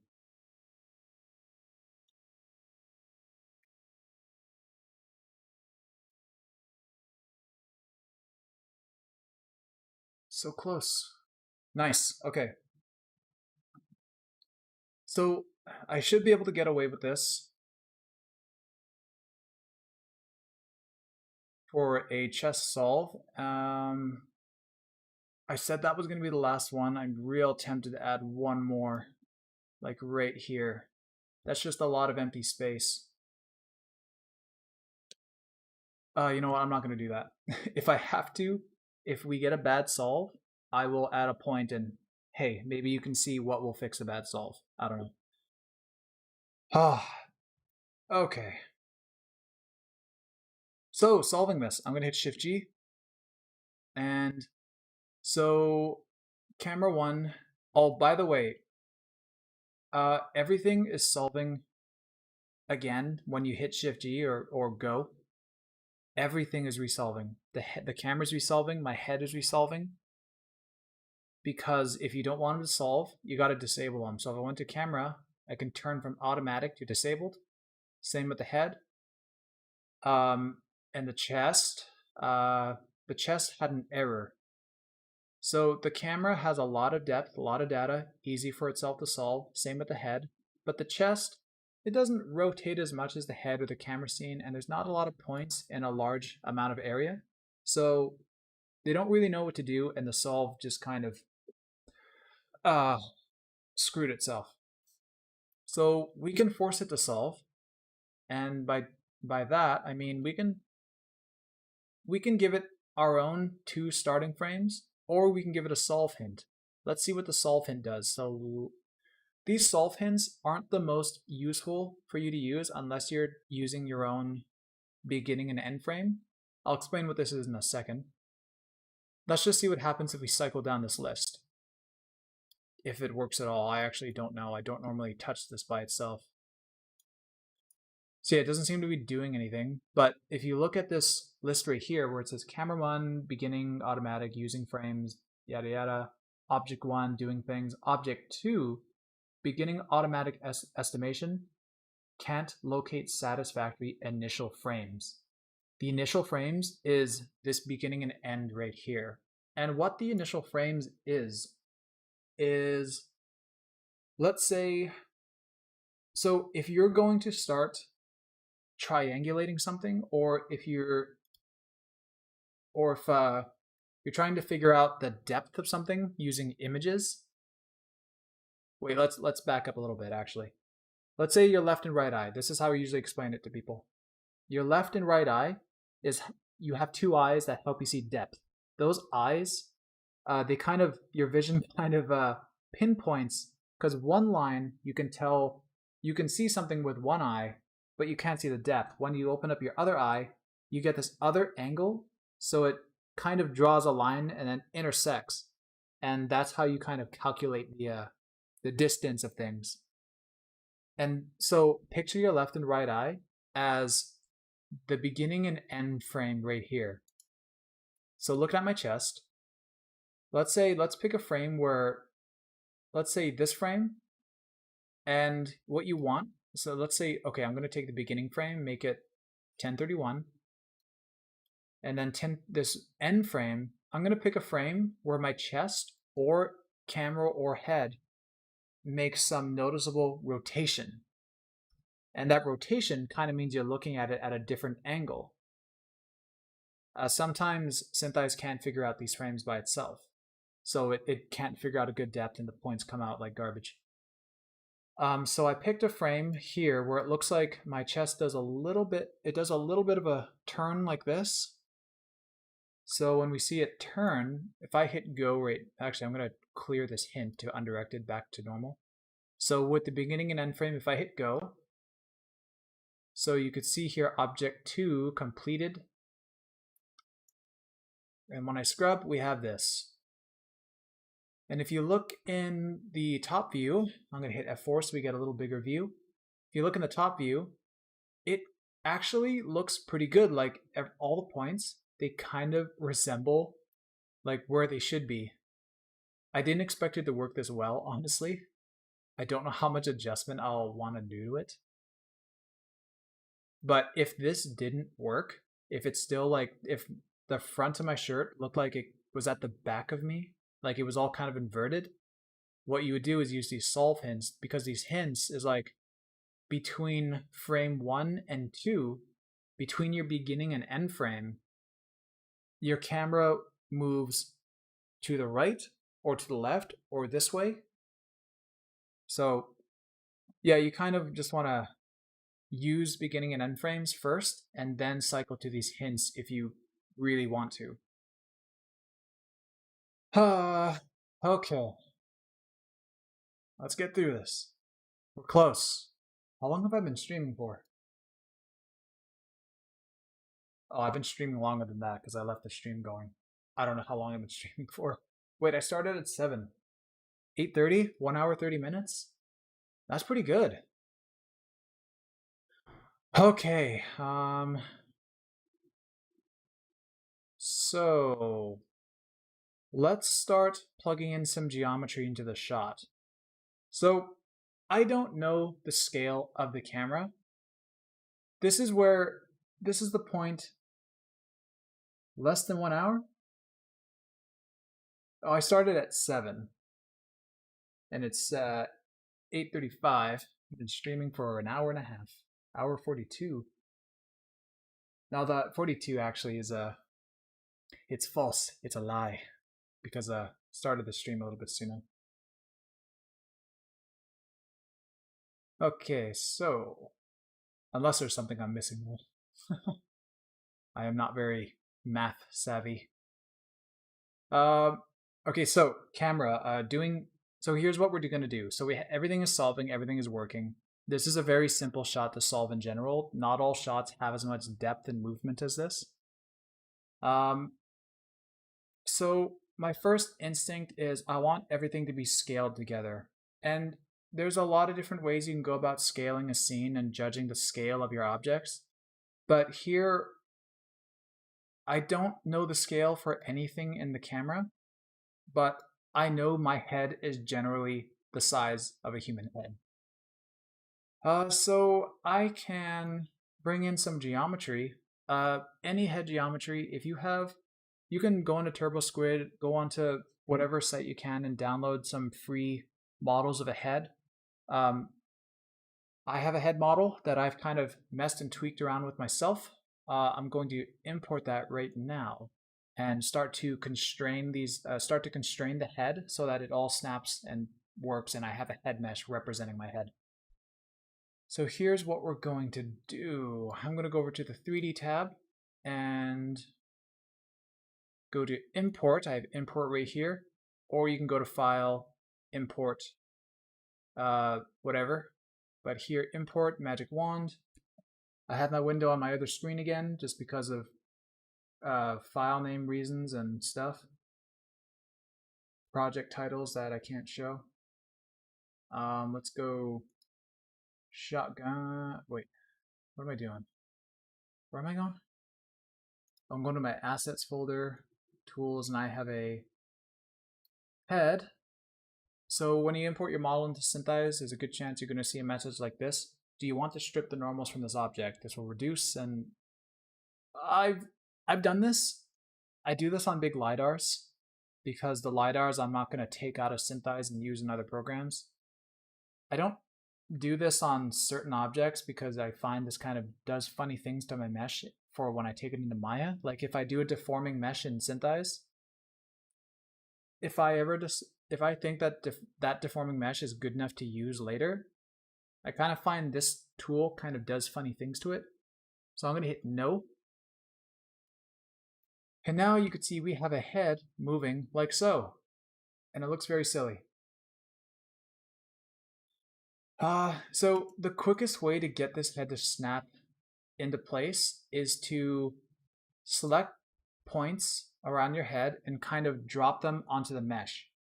So first things first, I'm just going to quickly brush over the perspective view. So if I hit F3 on my keyboard or come up to layout perspective, we are greeted with this view, and I'm going to hit lock. So I'm immediately locked to camera, and I can right click and pan just like I would in the other view. So this is in 3D world, where you can actually move this stuff around. By the way, don't move the head mesh. Just don't. This diamond, this green diamond here, that is your actual object. Please move that. It will save you a lot of stress when you have to import this stuff into other software. And that may not make sense yet. But, so yeah, we're in the 3D view. If I go back into orbit and click around, right now my navigation is set to match Maya's. If you are a Maya user and happen to like that, SYNTHEYES' navigation is a little bit funny. So I'm going to go to edit preferences, and come over to perspective. And the first option you should see is enable Maya style navigation. So you can check off that box there. And now you should be able to Alt and do all the stuff just like Maya. Alt, right click and drag, left click to pan, and middle mouse to pan and whatever. Oh shit, did I say one of them I think I labeled incorrectly, but whatever. All right, so now that we're in 3D, if I actually go to up at the top, camera and perspective, now we have both views. So I'm going to zoom in on the head. If you want to see a solid shaded mesh, hit the was it / button? The one under your backspace key. So when you hit that, you got a solid mesh. And I'm going to go over to this view, actually hide the mesh here because I don't want to see it here at the moment. Actually, let's just leave it here. If you want to hide your mesh, you can go to View, Show Meshes. So I'm going to take my nose point, click that, and while you're in this view over here, click Place at the bottom, and now when you click and drag on your mesh, you are dropping this point onto your mesh. And if you hold Control, you are snapping to vertices. So I'm going to snap that to the center point on my nose, and let's get the points over here on the far reaches of my eyes. Also, this mesh does not match my head, and because of that, if you were to do a hard lock on these points, you're going to get a weird solve, but I'm going to talk about that in a moment. So now I have 3 points. Let's get some points back on my ears. I don't know, something like 1/4 up my ear on that side, 1/4 up my ear on this side. I don't know. We'll see how that looks. So now, if I hit Shift G to solve, you could see that this head mesh has now done a pretty nice alignment to my head. Let's give it a little brighter color than that gray. Let's go with a nice blue. Sure, we're going with blue. Okay, so this actually looks pretty nice. Oh, we're reaching the end. And now that we have that head, so here's something we can do now that we have the head. This head is now that we have these points wanting to constrain themselves to a kind of a little scale. Like this head will never solve larger or smaller ever again now that these points are on there. So the camera, if we want to start to scale this now, there's a couple ways to do it. You could take and select a point on the tree, let's say, Alt-click another point. Now you can see they're linked. And if I go to the Tracker tab, come down and you can see distance.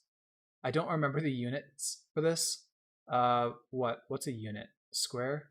I don't like how every time you zoom in, the squares adjust and I don't see a unit scale. Maybe there's a way to figure that out. I just don't know. So I'm going to wing this. Between these two numbers, let's try, I don't know, 100 units. Solve. And you could see that the scene is, wow, that doesn't look too bad. I think the tree is clearly a little bit further back. Yeah, like maybe actually that doesn't look that bad.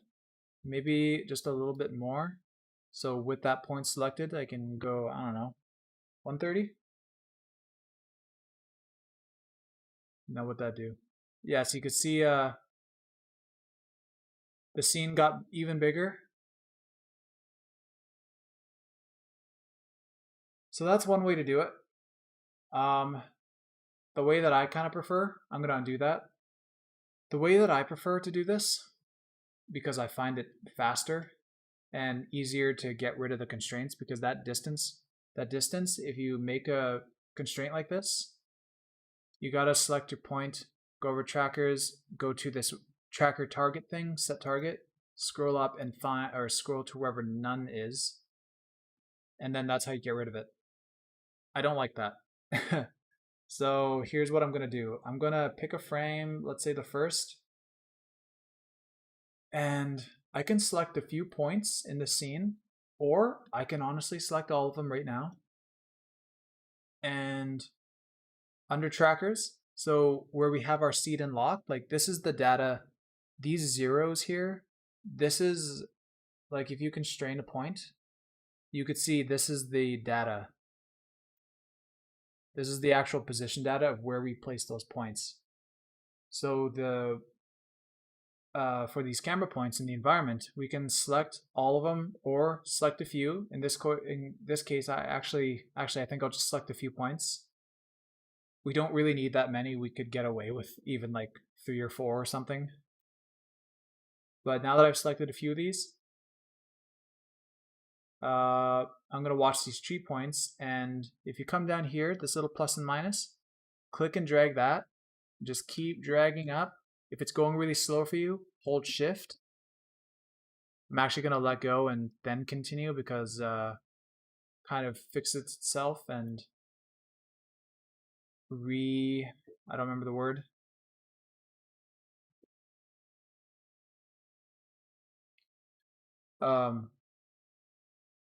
Anyway, so I've scaled these points up. So when I hit Shift G to solve, what? Why didn't that work? Okay, Shift G. Let's see. Reading through this list now. Camera 1 completed, Object 1 completed, Object 2 completed.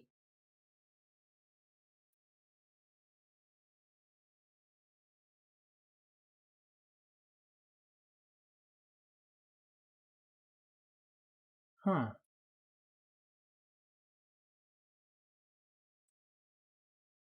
So let's undo that then. I've done this, it's been a while since I've done this specific thing. I'm very confused why that didn't work. Let's try, oh, wow, okay, I remember why. I know why it didn't work. It didn't work because so let's scale that up again. Actually, let's undo, I'm gonna go to the first frame because I kind of have an idea where that tree is compared to me. So we'll do that again. I'm holding shift to click and drag these points up, pushing them back into the depth that I want them to be at. And I forgot to turn these to lock. So now they're actually locking. When you click all these points, you can see they have their position data. I'm going to hit Shift G, go. And now Joseph Adams, turn constraints on. So here's the thing with constraints. I don't want to turn constraints on here. If I turn on this constraints, it actually is going to treat everything as a hard lock and permanently fix it in place. Like if I look at the head right now, earlier I dropped these points onto the head mesh, and the head actually positioned itself close to the position, but it didn't hard fix itself into place.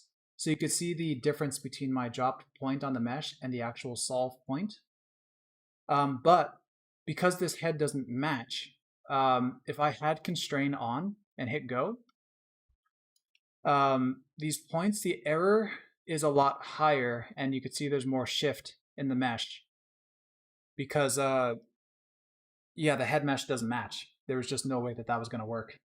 But yeah, if you don't turn on this constrain button, also same for the environment, these points, luckily these points, I didn't manually place them, I pushed them back in space. So with constrain on, the camera won't be affected the same, but the head was affected. I could have turned the head to disabled and then solved the camera separately and then the head separately, but I didn't really want to go that route. So turning constraint off and hitting go, you can see the mesh has placed itself into position, and so is the camera.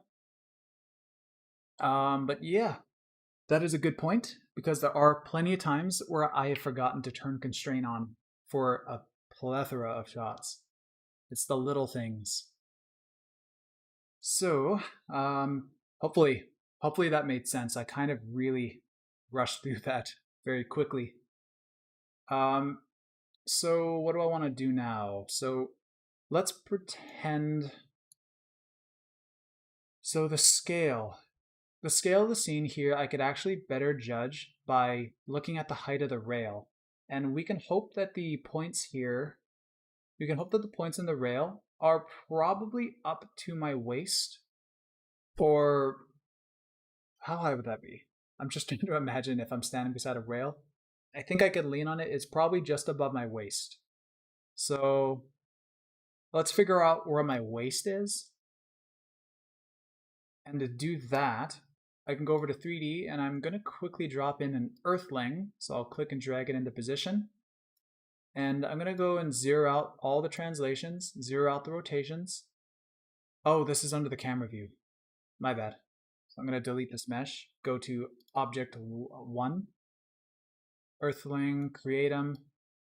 I'm gonna make them about scale 180, 180, 180. That is about the size that I typically work with at work. Can you use the head's point to scale the scene? For example, the average distance between eyes is 60 millimeters. Could I use that? You actually definitely could.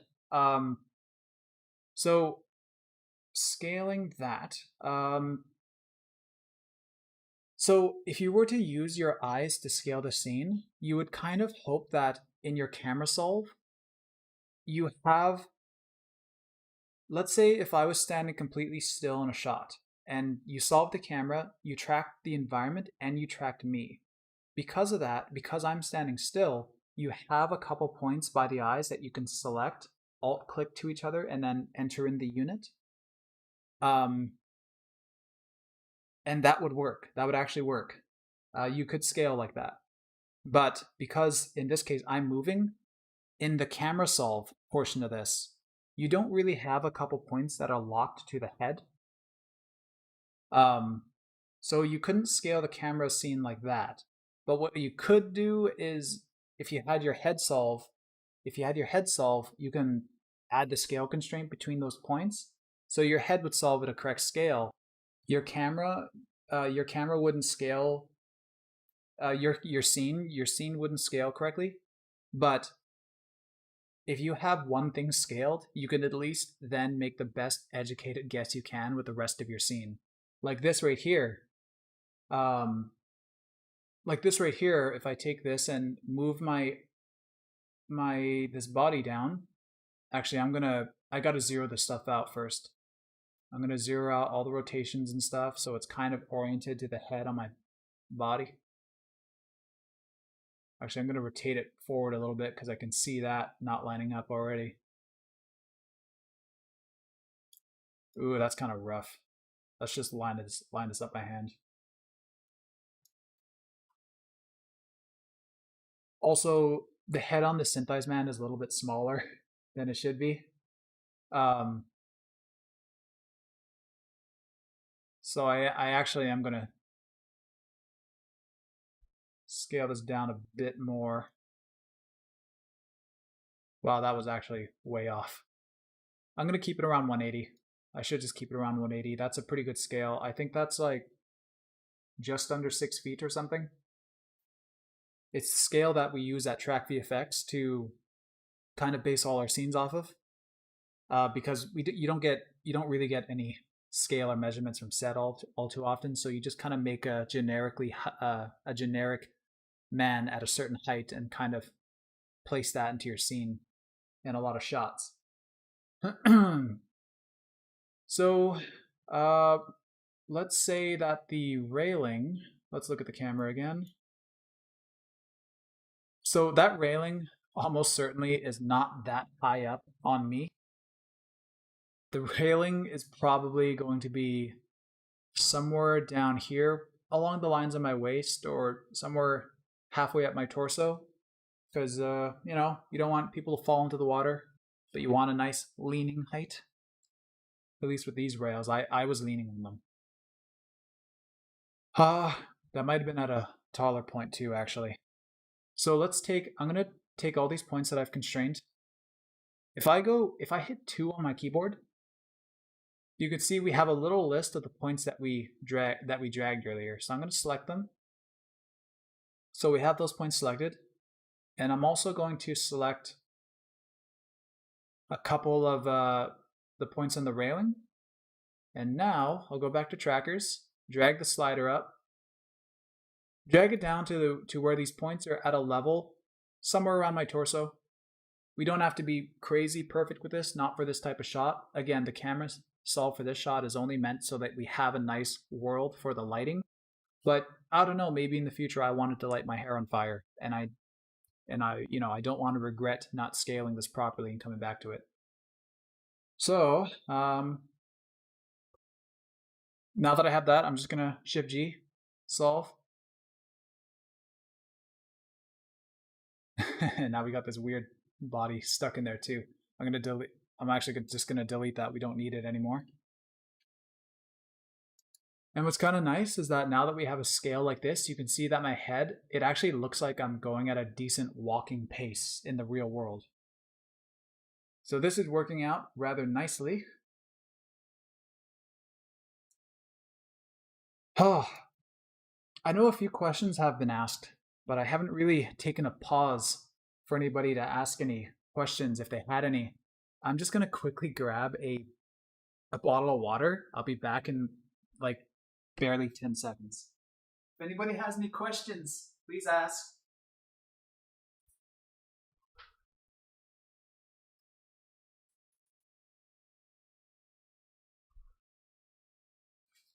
Oh, okay.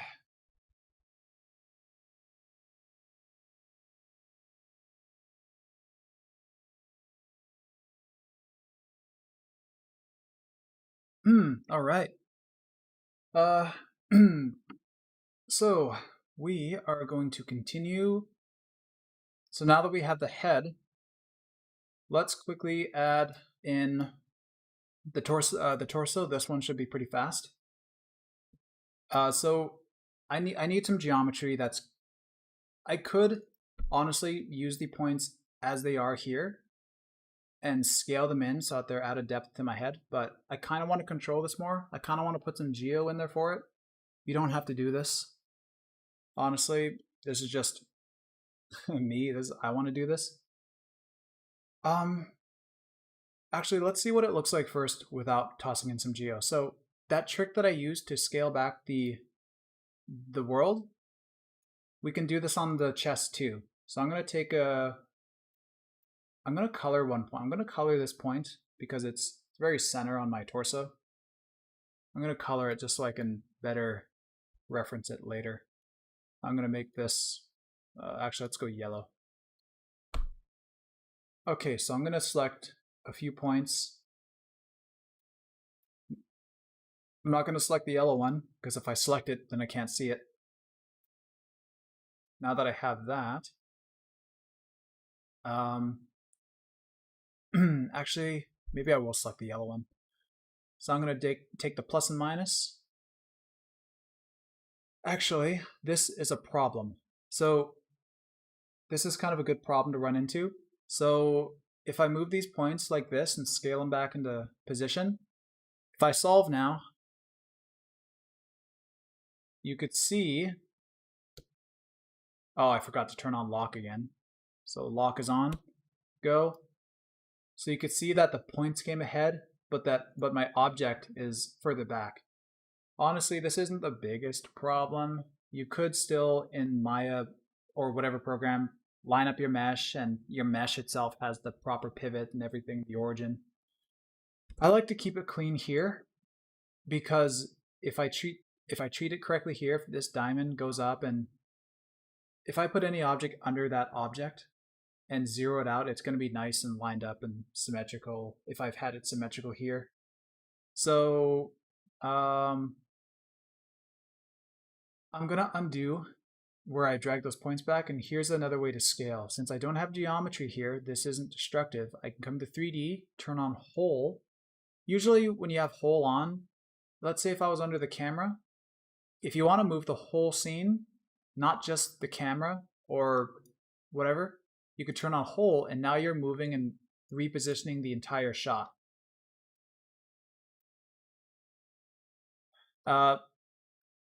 But for an object, let's just find that again. For an object, if I go hole, scale, and then scale this up here, you could see we got the diamond coming along. The whole chest is kind of doing its thing correctly. If you had a mesh in this shot, this is a little destructive. So I'm going to pretend that my neck kind of starts right here at the base of the chin, comes out, and you could see I've kind of lined up that yellow point kind of where maybe my neck is.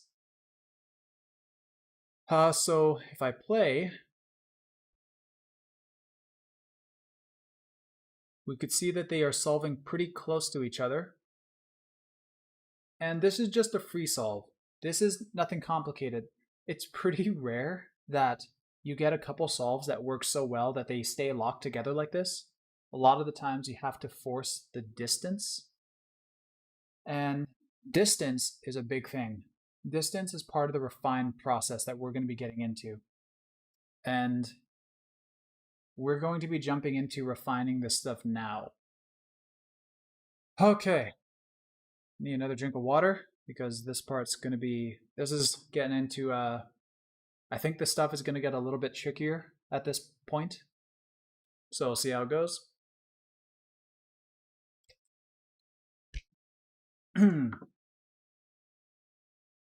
Just make sure stream and everything is working correctly. Nice, it looks like everything's working. Okay.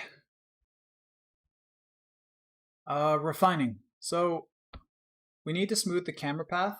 We need to also smooth the distance for the head and the distance for my chest. So the head and the chest look pretty smooth, but there's always some kind of slight little Z-depth jitter from the camera and the object. So we are going to do a little smooth on here. It won't be very noticeable. And the camera, we got to smooth the path, but when you smooth the path, technically the path, your camera's position moves a little bit, meaning you now have to correct for the rotations in your scene. So, and that's why you want to resolve it. Also, when you smooth the distance of a head or an object, if your object is not center mass of your object, you're going to get a weird offset that you will have to turn on refine distance lock and then solve it so that it shifts your model back into position. And I know that probably doesn't make much sense at all at the moment, so let's go through this. This I haven't figured out the best way to explain to people yet. I don't teach this too often, so we'll see how this goes. But let's start with the camera. I'm just going to look at the camera in a side view because I kind of like to see what happens to the path when I smooth stuff. So go to the Solver tab, come to Filter and Control, and here we're not going to touch too much. We're just going to turn on X, Y, and Z. And now when I hit Apply Filter Now, wait, did that actually move? Oh, did I do a stupid thing? Interesting. Oh, okay. So there's a weird little bug in SYNTHEYES that happens sometimes. Usually SYNTHEYES is pretty good about not doing this, but when you swap objects, sometimes all the settings don't update. Like even though I'm in object 2, if I switch to camera 1, some of this stuff sometimes will continue to be for object 2 when I want to be smoothing camera 1. Instead, I went into filtering and I smoothed one of the objects. So if I go to camera 1 and I click, sometimes if I click anywhere in the viewport, everything fixes itself. So now I can go into filter and control, turn on my translations, apply, and now you can see my camera path is now smoothed out. If you think that the smooth is too aggressive, you can turn your strength down to 0.5 if you feel the need to. So once you've smoothed something, I cannot stress this enough. Always reset filter. Never leave this on. Because if you keep resolving, this is going to constantly apply itself. You see, if I close this, it stays on. The reason that's bad is because I smoothed the path, but that doesn't mean our rotations is fixed. In a shot like this, you won't notice this too much, but the rotations are messed up slightly. So I'm going to reset this. Your smooth is still there, but this thing will not continue to smooth your solve when you resolve. So I'm going to close that.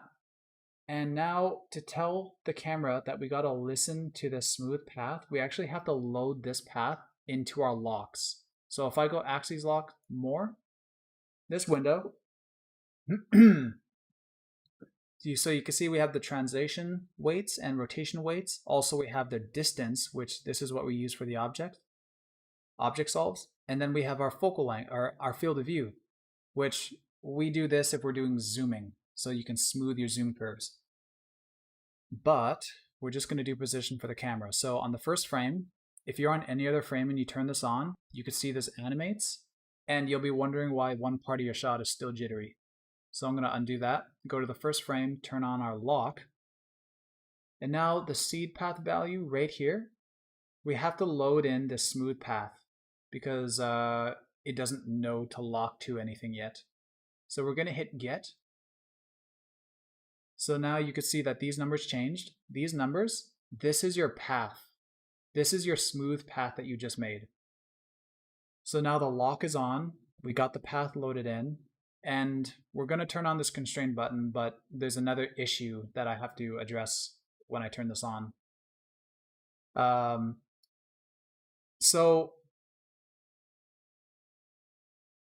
now that we smooth the path, you can actually see the issue that comes with the head. So that's lovely. Okay, so if I turned on constrain right now, it's going to obey this path. And if I hit go, you can see that the camera solve, the points are now adjusted. It does have a new solve. But because constrain is on and everything is solving at once, you could see that my head listened to this constrain button. And now the head object is screwed up because they're trying to lock to this physically impossible mesh that doesn't match my head. So the camera, I'm pretty happy with the camera now by the looks of it. I'm going to turn on radars, right click, view, and tracker radar. And things are a little crazy like I expected. Earlier we were talking about the jelloing, the rolling shutter. And yeah, so some of those bigger radar circles are to be expected and I can't really avoid those for the shot. But let's just say this camera's perfect. We're happy with it. We don't want to touch this anymore. So when we're not solving the camera anymore, we want to start turning some, restricting some things. So I'm going to turn the camera to disabled, so we're not solving it anymore. We're going to switch the focal length to known, and yeah, I'll just hit yes to copy. This is like, if you have like full animated lenses and stuff, this just copies whatever your current focal length is and keeps it there. So yeah, known, just, you type in your focal length, you're fine. And we also don't want to recalculate distortion anymore. So I'm going to turn that off, but leave your value there. So that is it. So that is it for our camera. Everything is locked. The camera, all the camera data is good. Now we're going to jump over to the head, and I'm going to turn constrain back off and hit go to resolve. So now you can see our head is back to normal before we had that hard constraint on. And now, let's see.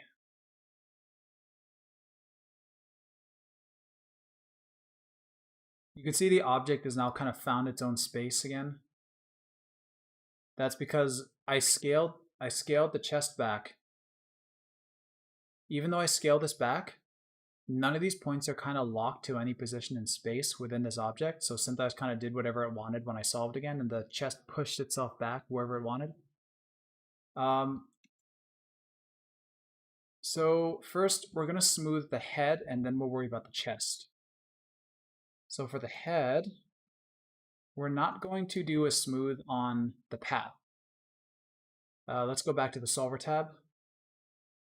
We're going to do a smooth on the distance, because this is weird to explain, but the head, man, this is always weird to explain. So the head generally, like from perspective of the camera, when it's moving left, right, up or down, generally that's pretty good. It's the Z depth jitter that you need to worry about because it's secretly popping back and forth. And that's what we want to smooth. But when we smooth that, sometimes it introduces a little bit of error in the mesh where you gotta resolve and let the head slide itself back into position, left, right, up, and down. So this isn't going to be very noticeable because this head object solve is pretty good. So I'm going to go filter control, distance, And let's see if we can see this at all. So if I zoom in on the head, zoom in here, I'm just gonna, okay, so we can see a difference. So you can see it pushed itself ahead towards the camera. I'm only gonna hit this once. So there was some Z-depth jitter from the camera, and we've gotten rid of it now. So I'm gonna reset this, which I already did, close that. And now for the head, I'm going to go into axes lock, distance, turn that on. And now, and you could see instead of like translation data, we have distance data. This is a measurement from the object to the camera. So if I hit get, now you could see this is the measurement per frame from the head to the object, and it's gonna lock to this. So this number here, overall distance value on the current frame. These numbers here, these are weighting values. So it tells SYNTHEYES how strong that it wants to lock to your smooth path. This one's set to 60. Usually that's pretty good, but I want this to be a stronger lock. I'm going to turn this up to like 90, turn it up higher. And also I think that distance wants me to be in refine mode. We'll find out in a second. So if I hit go,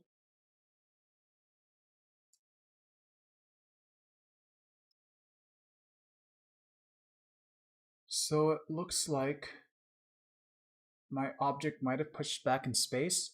If I want to see if the distance is still jittery, I can hit F7, open up the graph editor, and come over to camera objects. I'll look into object 1, solved path, distance. So this here, if I undo my solve, okay, so if I undo, here's when I smooth the path in the solve. And when I resolved, even though the distance lock was on, you could see this average distance from the camera got jittery again. I'm gonna undo that. I can't remember if I have to have refine on as well, but I gotta turn on constrain. Problem with constrain is now that I have that on, SYNTHEYES is going to want to listen to these constraint points that are on the head, which are inaccurate. So I have to make new constraint points before I do this. So I'm going to take all these points, I'm going to Control A, select all my hit points, come to trackers, and I'm just going to unconstrain them all. While they're all selected, here's a little cheat. So what I need is for all these points to lock to position, but even if I turn on lock, they don't have this position data. So I'm going to select them all. I can hit this plus button up, and then I'll just click it down. It kind of forced all these to have these little seed points now. So undo. And if I click on every single point, you could see that we have position data. So I'm going to select them all, make sure that they're all on lock point now. Cool. So now we are good to go into refine. I'm just going to turn on refine and constrain just to get this over with and go. So now our head is now adjusted. It is smooth with the distance, and yeah, that's it actually. The distance has been smoothed out, and we've solved it, and it's now corrected a little bit of shift that may have been there. And let's see, what do we want to do now? Now the chest. The chest, should I put some geo in there? Is it worth putting some geo in there?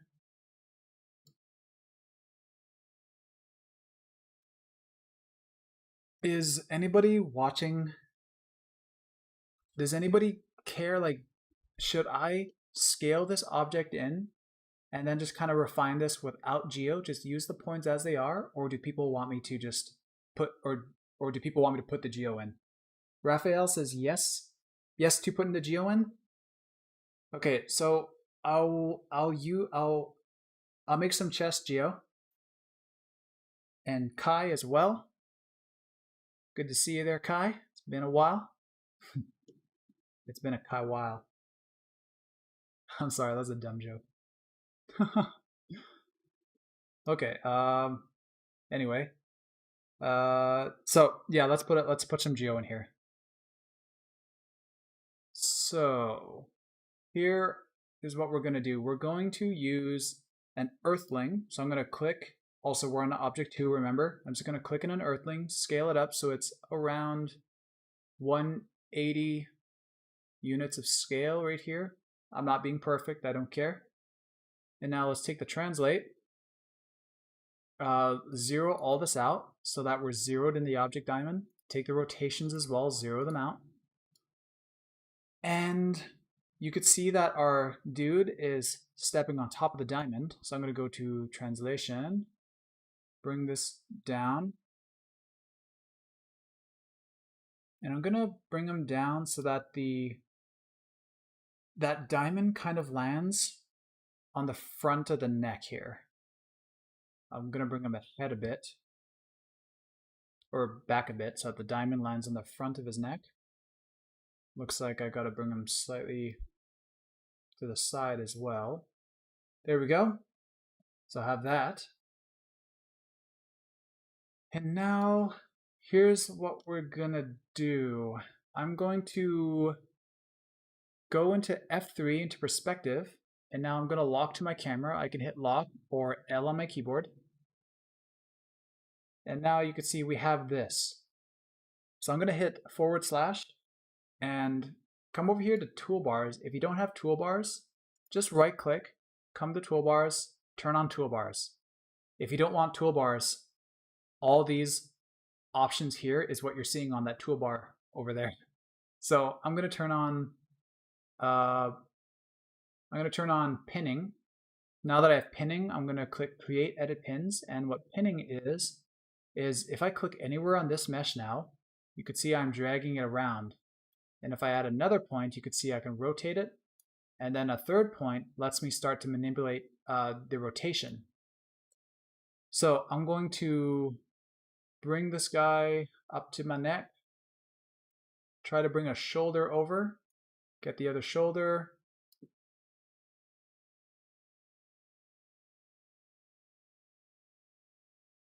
It is coming in now.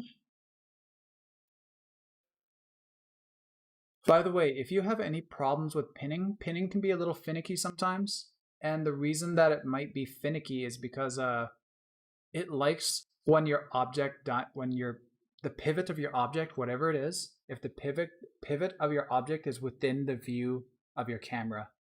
If you have like a large scale set, like a LiDAR or a full environment, if you have a full environment and your camera is in a position in that set where the pivot of that environment is behind the camera and you try to pin this, you're not going to have a good time.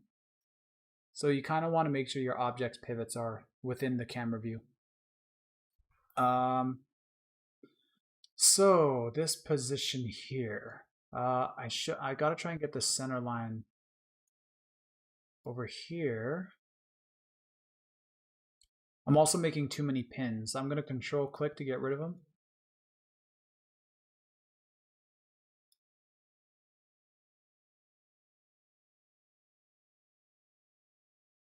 Okay, so now that we have this, I'm all right with the center line. Now I'm all right with that center line. So now what I'm going to do is I'm just going to do a little bit of cleanup on this model. I'm going to go F3, orbit. Oh, and if you notice any weird rotations like this, SYNTHEYES kind of relies on orbiting around objects. I think you can turn it off. I think you can go to like, was it stay locked to host actually? Nope. View, show. I can't remember. Anyway, it kind of rotates around whatever object that you have selected, making it a little bit trippy to handle sometimes. So on my toolbars, I'm going to click mesh, and I just want to clear off some geo that's kind of in the way or kind of making this look bad. So with the mesh, I'm going to come down to Lightsaber Deletion. Now just kind of delete everything you don't want. Actually, let's keep a little bit of the neck geo, because that's a good reference. Get rid of that giant arm. And get rid of this large, massive torso that I'm not going to see. If I want to center this mesh, I can go Control F. There we go. And let's snap back to the view with L. And here, I'm going to do a little bit of rough, sloppy sculpting. I'm actually going to open up camera and perspective so I can see this better. Go orbit. I'm going to go to smudge relax now, and you can see I'm getting a lot of toolbars here. I'm going to close these. So smudge mesh. This smudge mesh is literally, here I could scroll wheel and I have a brush size now. I can start to sculpt this around. It's kind of weird to get used to here. By default, I think it's on brush surface, which if I did this and rotate around, you could see it didn't touch anything on the back and made this giant cliff now. So make sure brush through is on. And now I'm just kind of trying to center this as much as I can to the camera. And looking at it here, I'm going to start sculpting up my shoulders a bit. Sculpt out the side. This doesn't need to be perfect. This is just making it a little bit cleaner for my projected points.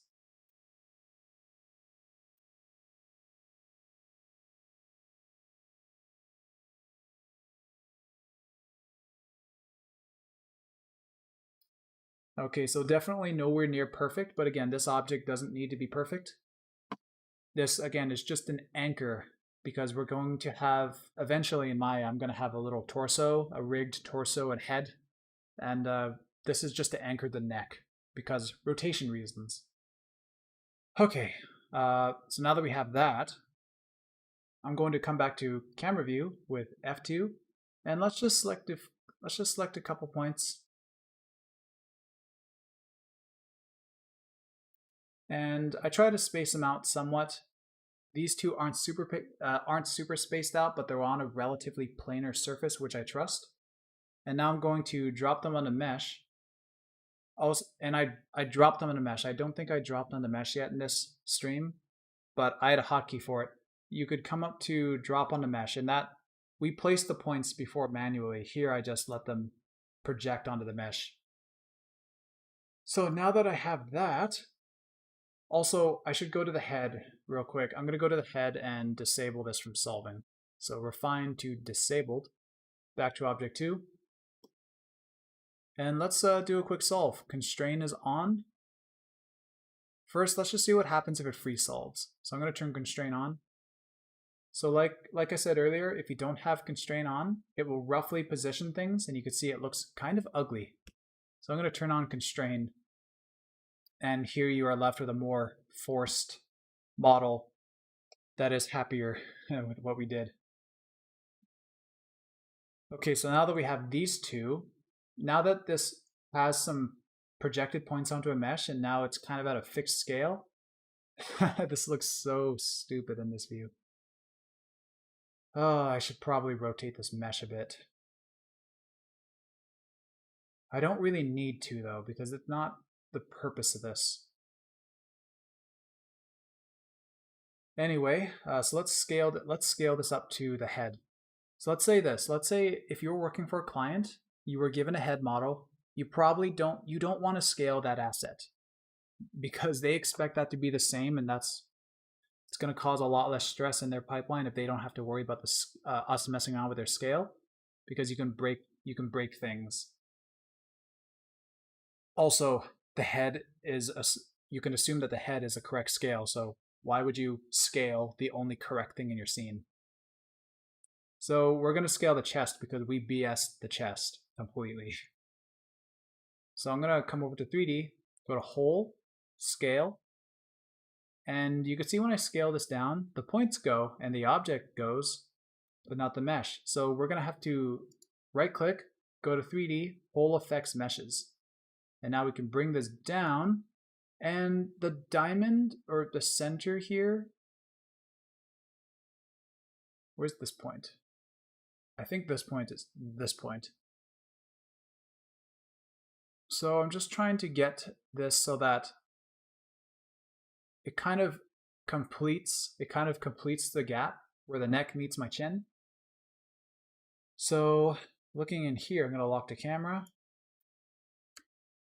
We have this, and it's not done yet, although it might be, but I don't want to assume that it is. So here's the thing. Because there might be a disconnect between the torso and the head, I don't know 100% that this object in relation to the head is keeping firmly locked into place. So I'm going to refine the distance of this and make sure it's controlled. And to do that,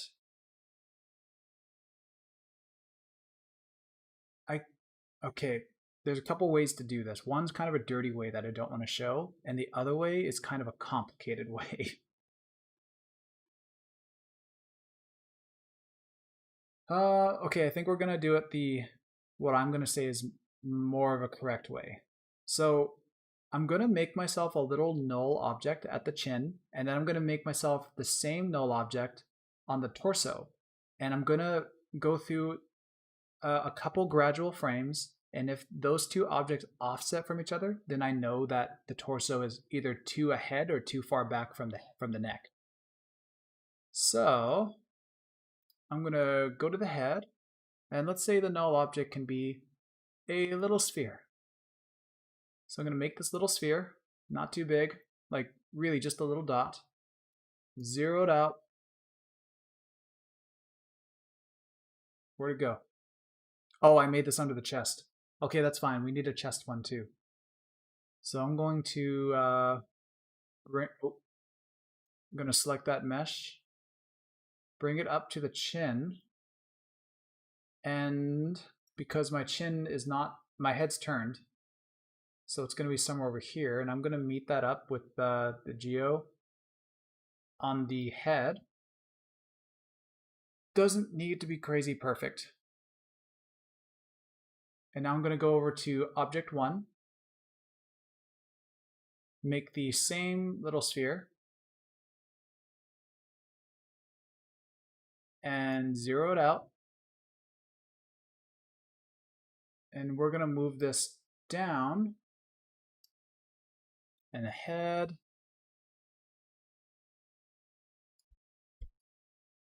Cool. So now we have a couple points of contact between my head and my neck to reference as I manually push these into place. So what frame am I on? 229. I'm going to make this simple on myself and do this in like 10 frames because you'll see why. If I look in... Actually, let's not do that yet. So here's what I'm going to do. Let's get this done with because this is so close to done. And I don't want to overcomplicate this part because this part's a little tricky. So starting at frame 30, I'm going to move my chest here. Let's go to frame 20. Take a look. I'll bring it forward again. And so on. We can go to frame 10, line it up again so that the two spheres match up. And same over here. And now 30, 40. Nice. Up to 50. 60. And so let's just skip 70, go straight to the end because it's the end. Okay. We could also assume that my head, I think I did push my head out a little bit at this part. I don't know. Like we could do a little bit of artisticness and bring it back a bit, but I'm just going to keep it simple, lock it there. Okay, so now that we did that, here's what we're going to do. I'm going to look into the graph editor and under Object 2, look at solved path. Deselect everything except for the path. More specifically, let's just lock under the Z. So it's kind of hard to see, but you could see a little nick here, little nicks every 10 frames. And those are my adjustments. So here, I'm going to go and delete all those in between frames on this depth. 20, I think this one's 30. No, that's 31. I went too far ahead. And 40. Don't delete just delete every keyframe except for the one that you, except for the frame that you tweaked. Here I could just see this one easily. And this one was from this frame to the last. Okay, so now we've gotten rid of all the keys that, or we've gotten rid of the majority of the keys that are all off in depth. So here, if I really needed to, I can watch this, scrub ahead, see if it's significantly off in any areas, like here on 1055. I could do this if I want to. 1060, sure, a little adjustment there. I could keep going if I wanted to and adjusting the depth at every frame, but this is fine as it is. So what I'm going to do now is, if I could look at this path if I want to while I do this. I'm going to go solver, and for this object, filtering, distance, give it a couple hits. So now we've kind of filled in all those gaps and also hopefully rounded out a little bit of the weirdness that we did. Reset filter. And now for the torso, we can go refine, axes lock, turn distance on. I'm going to turn the weighting up a bit and get that data loaded in, all that smooth path data loaded in. And now hit go. So now our object looks a little funny. Did I overdo it? Was it doing this before? No, it looked a lot, oh, it had a bit of the rocking. I know some of this is because I did alter the path.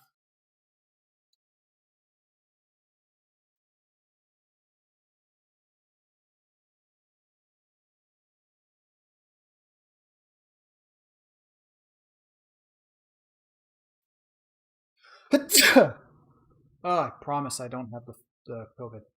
Promise. Okay, so. Okay, so here's a funny thing. Oh boy. Here's a funny thing I didn't realize. My shot has a duplicated frame.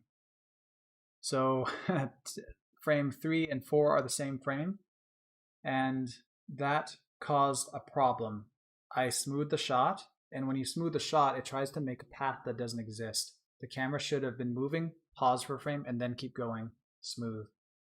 But because I smoothed the path on an impossible path, that's not going to work.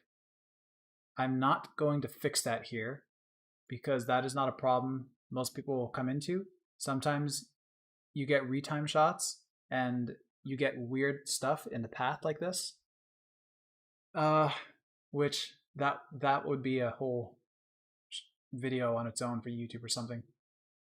So let's just ignore that weird bit.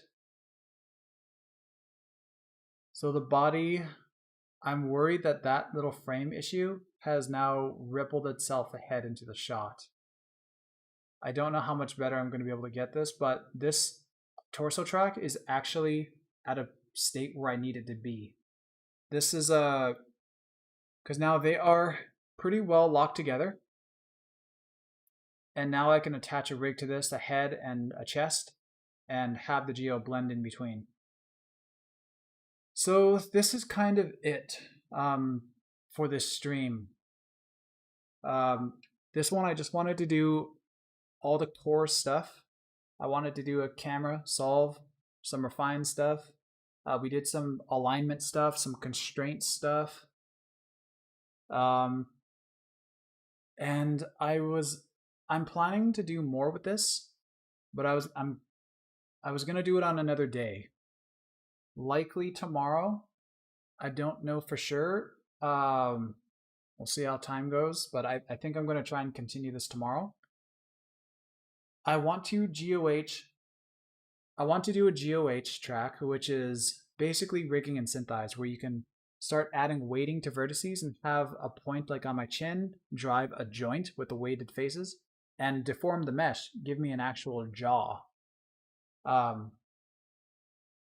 then that jaw, I can use that jaw in Maya and attach it to a jaw that I'm going to be rigging later. But that's going to be a whole lot more work, and we're going to be getting into some very, very basic rigging that I will not be getting into in this stream, because that's going to be a whole lot of... When I did my practice runs on this shot, I did it in a couple separate days. So yeah, does anybody have any questions? Because I think this is it. I think I'm done. If anybody has any questions, throw them at me. This video will be... You will be able to view this on YouTube. Yeah. Thank you, Kai. So polite.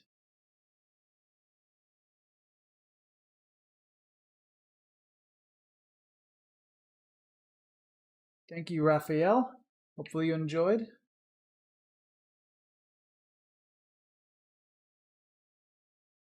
I wonder if I should try to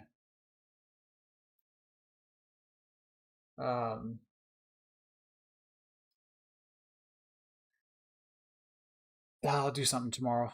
I'm gonna try and announce something tomorrow. Okay, so yeah, this looks fine. Nobody has any crazy questions, which is good. Hopefully I did my job well. So well, in fact, that nobody has questions. But yeah, so I'm gonna stop this here and call it a night. And hopefully continue this tomorrow, maybe at the same time, 7 p.m. Pacific Daylight Time, PDT. See ya.